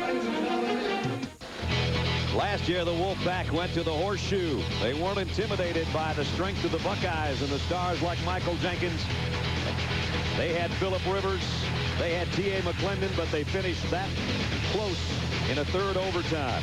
In a hard-hitting game, the Buckeyes now have the lead here on the road. And can North Carolina State come from behind like they did last year? Guys like A.J. Hawk aren't making it very comfortable for him right now, as it's 19-7 as we start the fourth and final quarter. Brad Nessler, Bob Greasy, Lynn Swan, and our ABC crew at Carter Finley Stadium. The Wolfpack knows how to come from behind, but I'm afraid number 17 is playing for the Chargers now. Pass incomplete, intended for Santonio Holmes and broken up by Devontae Edwards. There's been a lot of passes that Justin Zwick has thrown today that have been behind the receivers. He needs to get it out in front of them. Just single coverage. Throw it to the inside. But obviously, Bob, as you recall, the defensive coordinator telling us, a young quarterback coming in, you know, he wants to find out how good he is. He doesn't want to just sit back and say, we'll give you something. He wants him to earn it or try and beat him, and so far he can't. Mishandles a snap, trying to get it in the gut of Lydell Ross, and he's hammered by Manny Lawson. A little bit of a slick ball there on 3rd down and 8, and now it's 4th down and about 13. Well, Ohio State, that was their 5th drive starting in NC State territory. That 2 field goals, a touchdown. They've scored 17 points, I think it was. What, 16 points off of the turnover. Now it's Nugent again. What would have been a 42-yarder after the mishandled snap in the backfield becomes a 47-yard attempt. I don't think he's hit one going this way today, has he? I don't think so. So let's see if there's any difference from one end to the other. Ball's gone! No, there's not. He got another one. Wow. Mike Nugent. He might be on his way to being special teams player of the week in the Big Ten like he was last week. But you don't want that, though. I mean, that's good. But, I mean, offensively, you don't want him to kick all those. And neither does Jim Tressel or anybody of the Buckeyes, because they're not going to win games if their offense can't score touchdowns. Career high field goals. He's hit 5 today. I'm sure Jim's happy about winning the game on the first game on the road this year. They have not played on the road this year. The first 2 wins were at home, but I'm sure he's, we'll take this, but we need to get a lot better with our offense. Swanee. Well, guys, Nugent, we know will play in the NFL, and having an outstanding kicker does win games for you. Take a look at these numbers. Regular season games, 37 games decided by a missed or made field goals in the waning moments of a ball game, 14% of all the games played. Now, that's phenomenal. You get a good kicker, and those games, guys, don't even include the Super Bowl, where we know the New England Patriots have kickers who have won the game for them in the last seconds. Absolutely. Number 85 has been the star of the show as far as doing his job exactly how it's supposed to be done, including his kickoffs for touchbacks. And there's another one, and you just can't express how much that means to the defense to come out there on the 20-yard line and try and play defense. That time he hit the goalpost with a kickoff. This fall on ABC. They survived the crash, but can they survive the unknown? Lost premieres Wednesday, 8, 7 Central, only on ABC.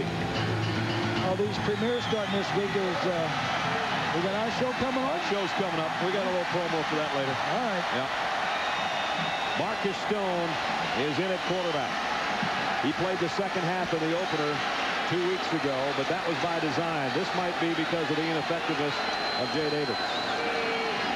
He'll run it, and he runs up the middle for 5. And I think this is a good move, a good change. You're having trouble with the other guy. Put it a new guy in. The job was up for grabs between Stone and Jay Davis. And Davis won it purely on the sense that he knew the system better.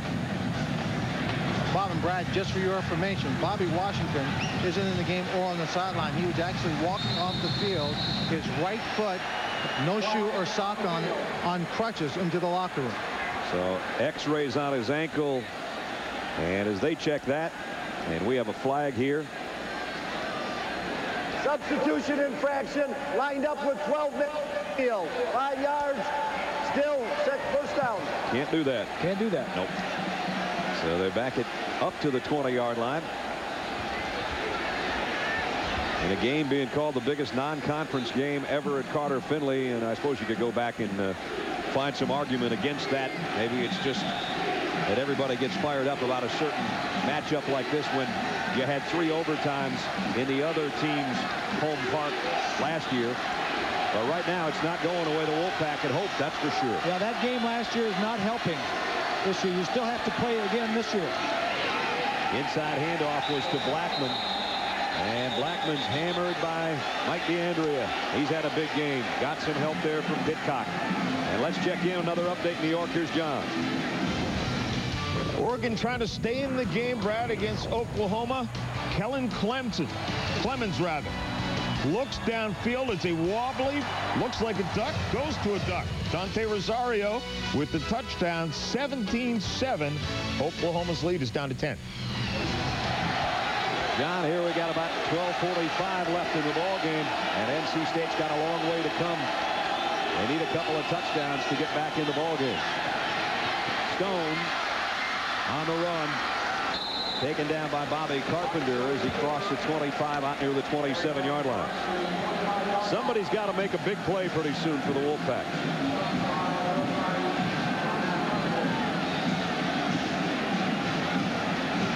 Stone's a redshirt freshman out of Steelton, Pennsylvania. Former Gatorade Player of the Year and Parade All-American for Pennsylvania. There he's talking to his offensive coordinator, Noel Mazzoni.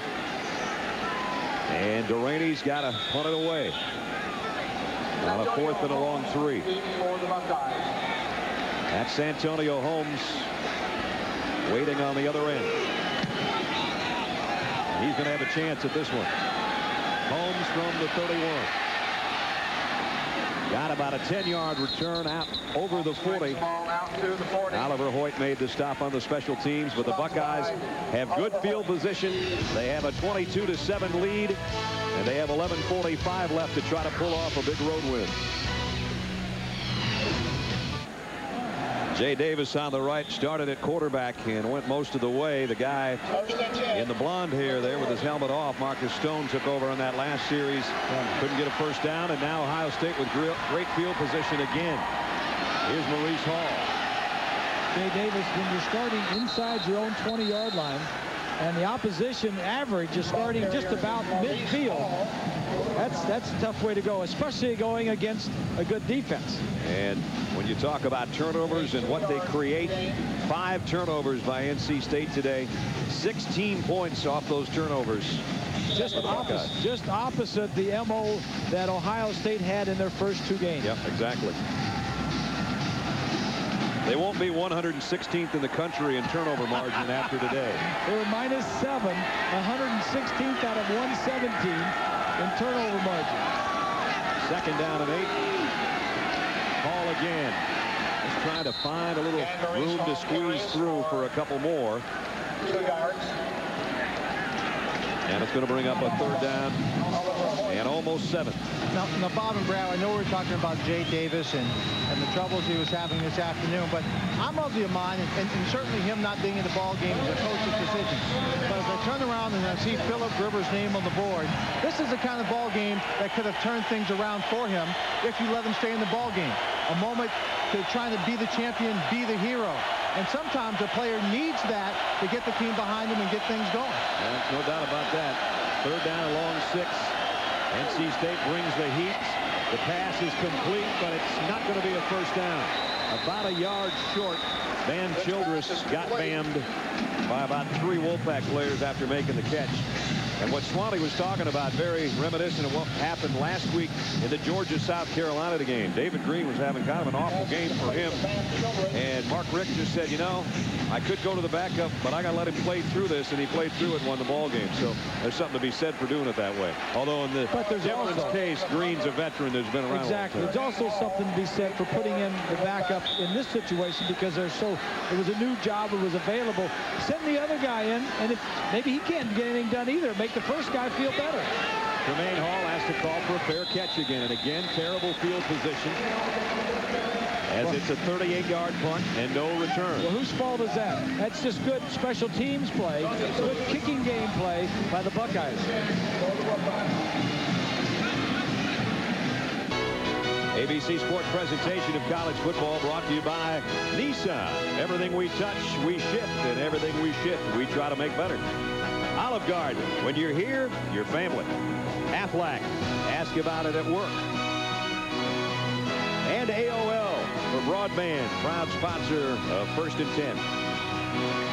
Which is what North Carolina State has. Unfortunately, it's way back at their own 13-yard line again, and Jay Davis is back in at quarterback. They fake the end around. He wants to go deep. He's got a man open, and he dropped it. Richard Washington at the 31-yard line. You can't do it all yourself. You got to have some help. The ball was a little bit behind him, but not that much where you just got to stop. Everything can't be perfect. You're playing against a good defense. You got to slow up to catch the ball. Make sure of the catch before you make the big run.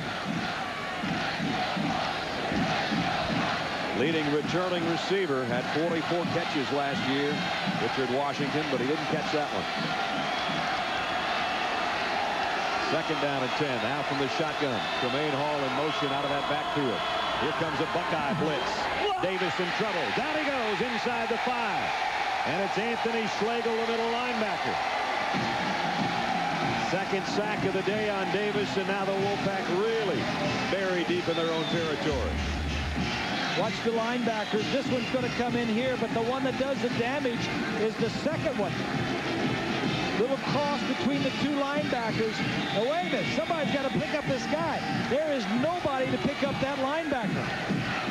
That's not the quarterback's fault. Somebody blew it. Good design by the defense. Wasn't that perfect? I mean, people don't understand sometimes, Bob, that the job of that first linebacker is just to take the blocker away. Exactly. Reach the lane. It worked out exactly the way they drew it up. McClendon trying to break free. The second wave of Buckeyes will stop him right about where he started. Looked like he was going to get some positive yardage, but Yabodi and Schlegel swarm all over him. And now it's time to kick from the back of your own end zone.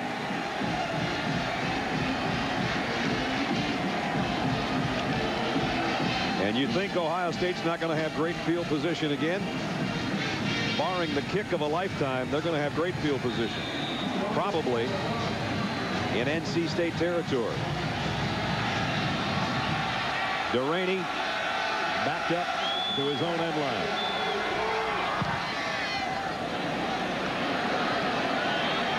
Taken at the 48 by Holmes. Looking for a block. Cuts inside the would-be tackler and got about 4 yards off a 47-yard punt. So Ohio State will start in NC State territory after we check in with John in New York. Love the names of the quarterbacks they've had the last 3 years. Yeah. Sonny Cumbie is a new guy. 70 points. On the ground, Lydell Ross inside the 45 to the 44. They talk about individuals versus systems. Now that system, just makes points. Right. You spread it out from one sideline to the other and throw it every down. They throw 55, 60 passes a game. And the third and fourth string quarterbacks come in and do that. Justin Zwick, the youngster here, has not done that much right today, but he hasn't done that much wrong either. Well, he's protected the ball, and that's the most important thing that Jim Tressel wanted him to do. He's still growing into the role, and this will be a huge step forward if they win this game on the road. Their only trip to North Carolina ever, and their only venture to play an ACC team at an ACC stadium ever. That's kind of odd. It's the second game in this series between the two schools. Offside, number 91 on the defense. 5 yards, still second down. And of course, the last one was won last year in triple overtime in Columbus by the Buckeyes, en route to another big season. Well, Brad, there are some things about this venue that are kind of familiar to Ohio State. It's kind of a horseshoe. It's kind of a lot of red. And there's a lot of red, so, you know. It's close. They're going to feel like they're at home if they win the game. Just that the crowd is not on cue. That's right. Nor is there an Owen Tansey close by. Ross flags down. Well, can we get another flag thrown in there? We got about 3. Might be a face mask at the end of that play. Personal foul, face mask, number 36 on the defense.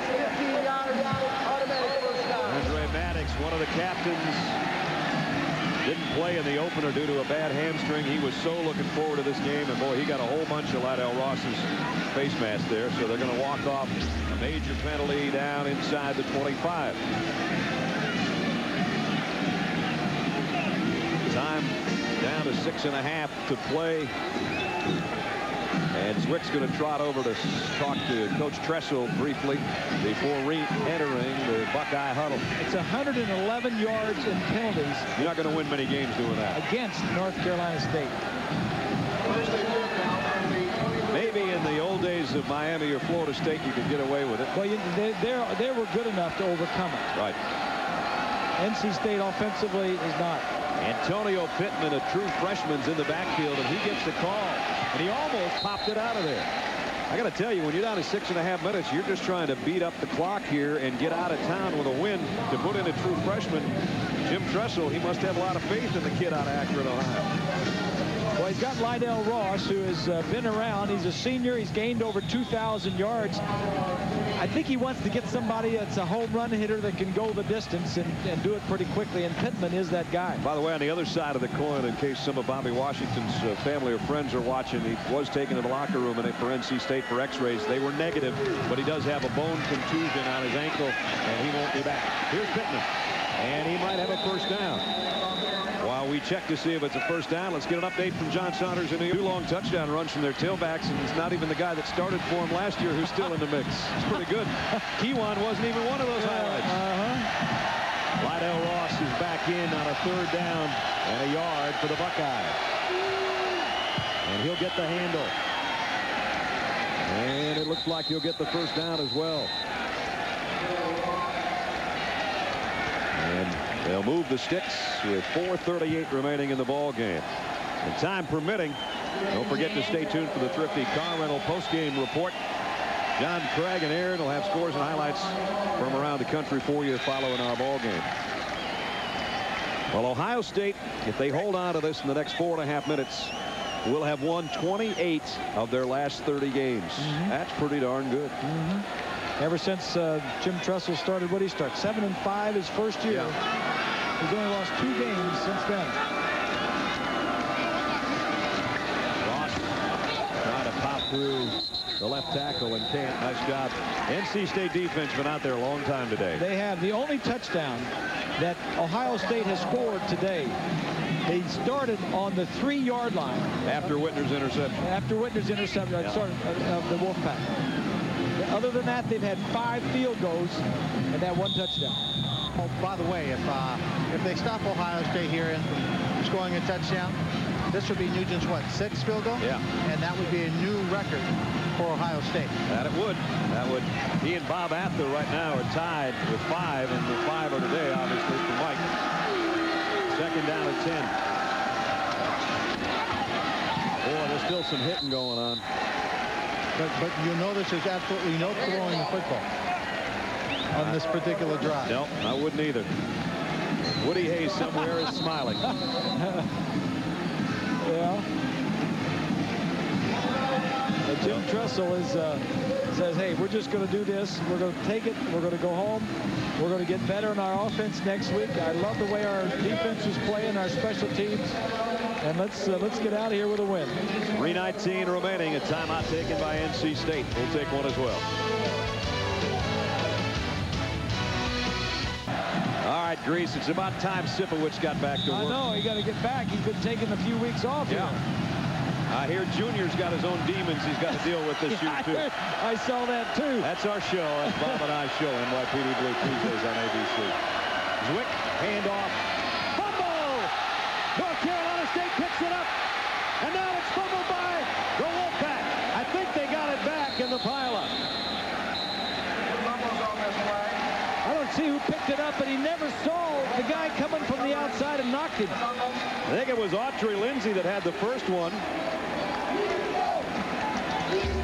We'll get another look. It's Pat Thomas with the hit. And then it's Autry Lindsay on the scoop. But then watch, he got earholed by Holmes. He didn't see him coming. And then I'm glad Autry Lindsay didn't get hurt in that pileup because he got tangled up on the bottom. It was Tulloch who came up with a second fumble. So 2 fumble recoveries there by NC State. Davis, the throw out to Sterling Hicks. And Hicks with a first down out to the 33-yard line. Right now, take a look at our Nissan drive summary. And look at those owns. Own 21, 20, 12, 20, 20, 13. That's not the way you want to start field position for North Carolina State. And now they've worked it out to the 34 on that pass. And Davis in the shotgun comes right back to the same guy on the other side. And he gets nothing out of this one. Under 3 minutes here. Let's find out what's going on down in Auburn. Here's in a game that was threatened by Ivan. They got sunshine in War Eagle country, and they've got a lead over the defending national champs. It's a huge game in the SEC. Here it's ACC and Big Ten, and the ACC team trying to somehow miraculously fight their way back into it after that fumble by Ohio State when it looked like the game would be over.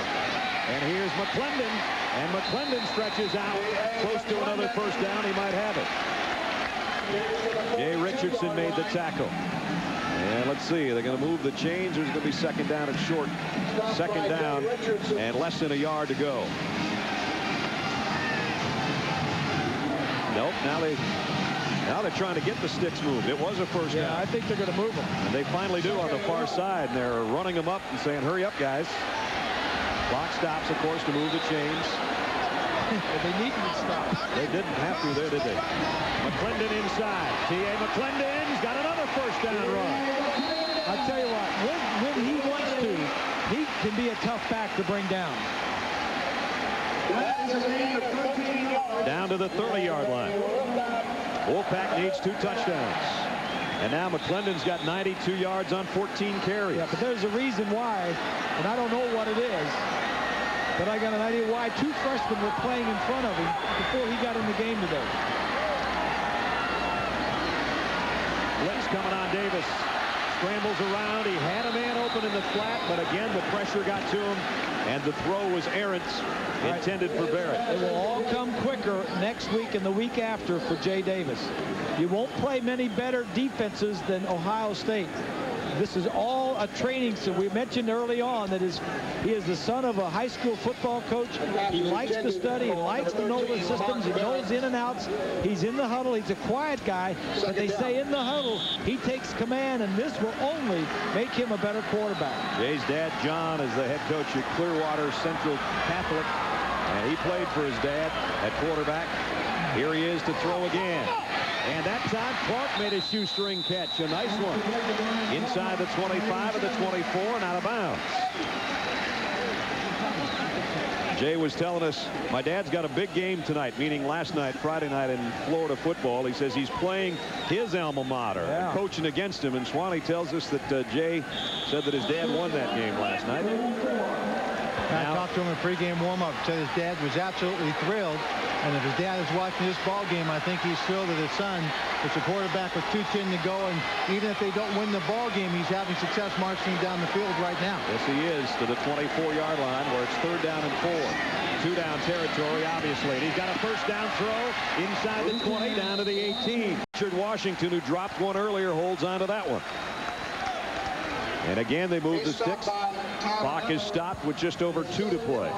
Now, in college football, we always say the clock stopped with the first down, only until the chains are moved, and then they start the clock. So it's good for the offense to be up there ready to go. McClendon only got about a yard. And we're under 2 minutes, and NC State is going to take a timeout here. So they're down to 1 timeout remaining, and they trail 22-7 on their home field. We'll take a timeout as well. See if the Wolfpack can pull out a miracle when we come back. Our Pacific Life game summary. Mistakes by NC State. Interception there. The drop punt return, the fumble recovered by Ohio State led to points, and an interception late in the second quarter led to another score. Then McClendon put it on the ground. They scored off that one, and then A.J. Hawk with a diving interception of Jay Davis. And they have turned, of those turnovers, of their 22 points, 16 points have come off the turnovers today, and they lead now. Unfortunately for NC State, this is their best drive of the day, and it's coming with time running out. Yeah. Second down and 9. Out of the gun is Davis. Looking to the end zone. Now throws in the flat. Overshot his safety valve over there. That was Reggie Davis. And it's incomplete. Does a nice job, Jay Davis, of moving around, stepped up in the pocket, looked to the corners where those 2 receivers were covered, threw it to the outlet. It just needs to take a split second more. Of course, he's probably thinking somebody's coming down his neck, going to hit him in the back. 2 down territory, obviously. It's 3rd and 9. A minute 48 left at the 16-yard line. Jim Tressel's Buckeyes trying to hold on. NC State trying to pull off some sort of amazing comeback, but time is not on their side.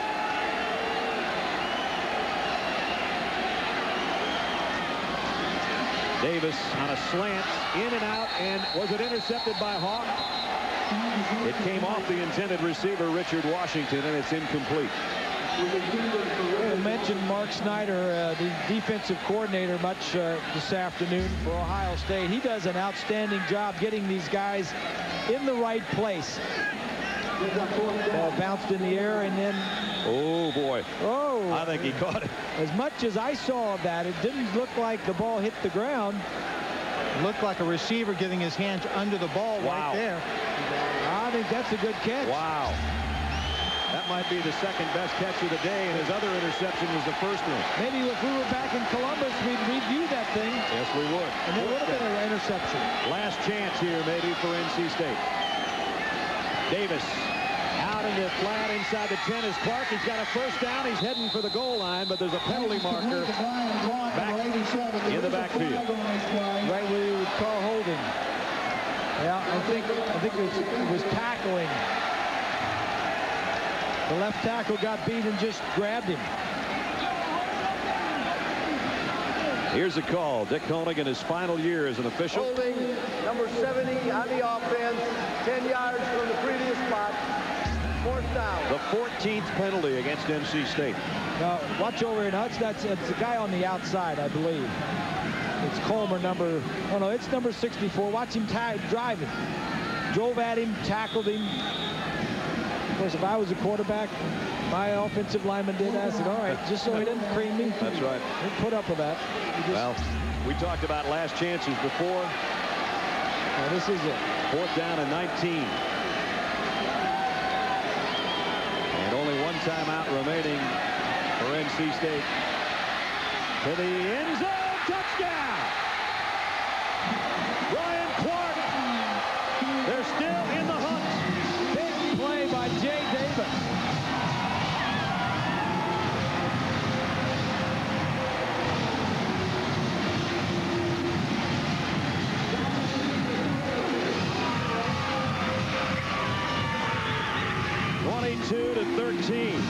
Do you go for 2 here, Bob, or do you wait 1 more? You go the next time. Because if you miss it here, you got no shot. Here's the extra point by Duraney. They've got to have this extra point. He has not been a very busy kicker today. And he's got it. Now you stay alive. You need 8 points. You do the onside kick. 79-yard drive in 11 plays. Here's a receiver over here. He's just going to sneak down the middle of the field. Jay Davis does a nice job of finding him.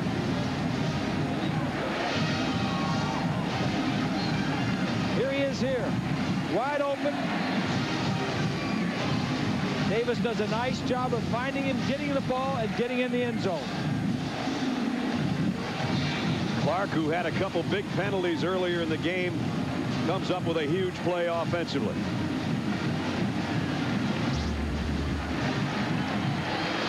So now it's time for the onside kick.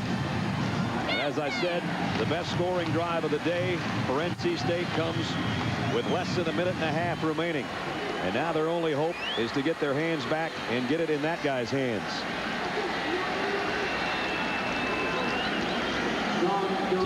Teams work on this offensively and defensively. I mean, kicking teams work on this all the time.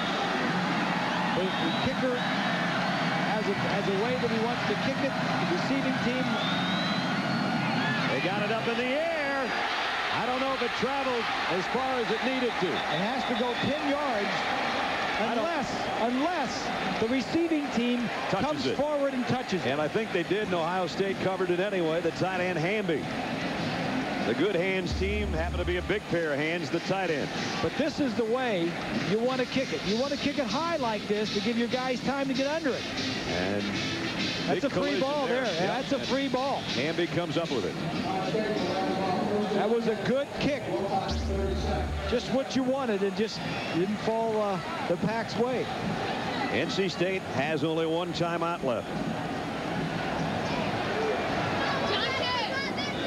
Santonio Holmes starting the celebration for the Buckeyes, but they're not completely finished yet.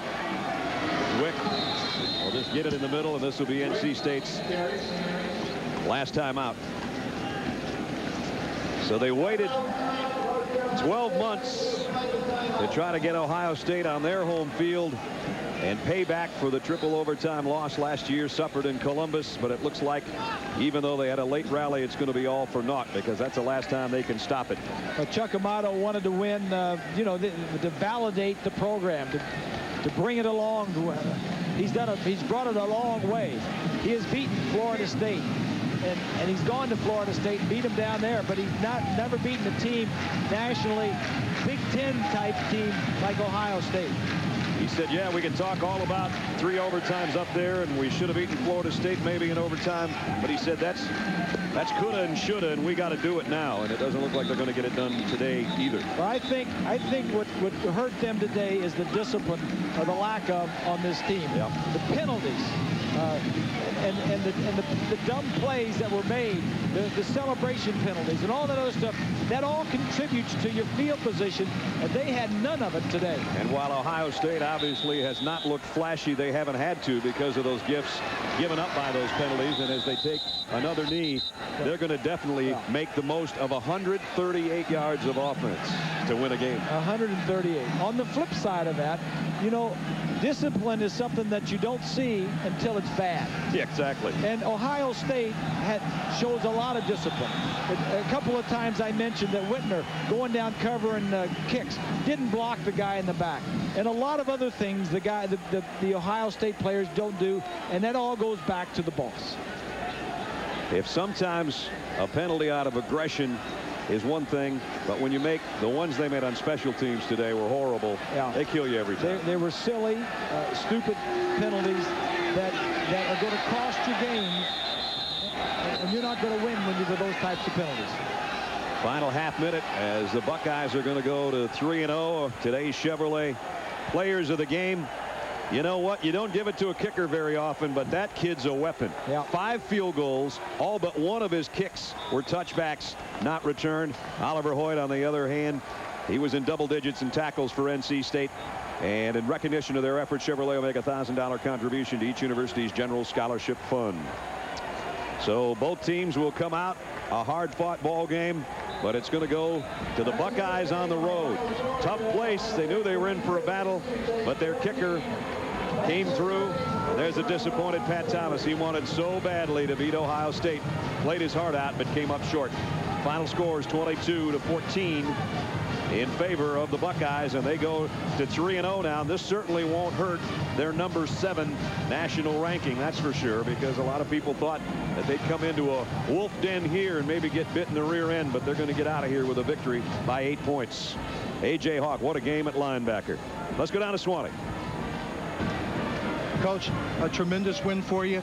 Wasn't the prettiest game, but everybody seemed to dig in and fight really hard for this. Well, it was a fighting ball game. Two teams really played hard, and you know, ABC's got to love us because we make it interesting. We could have made it a little bit nicer than that, but both teams played hard, and you have to appreciate it.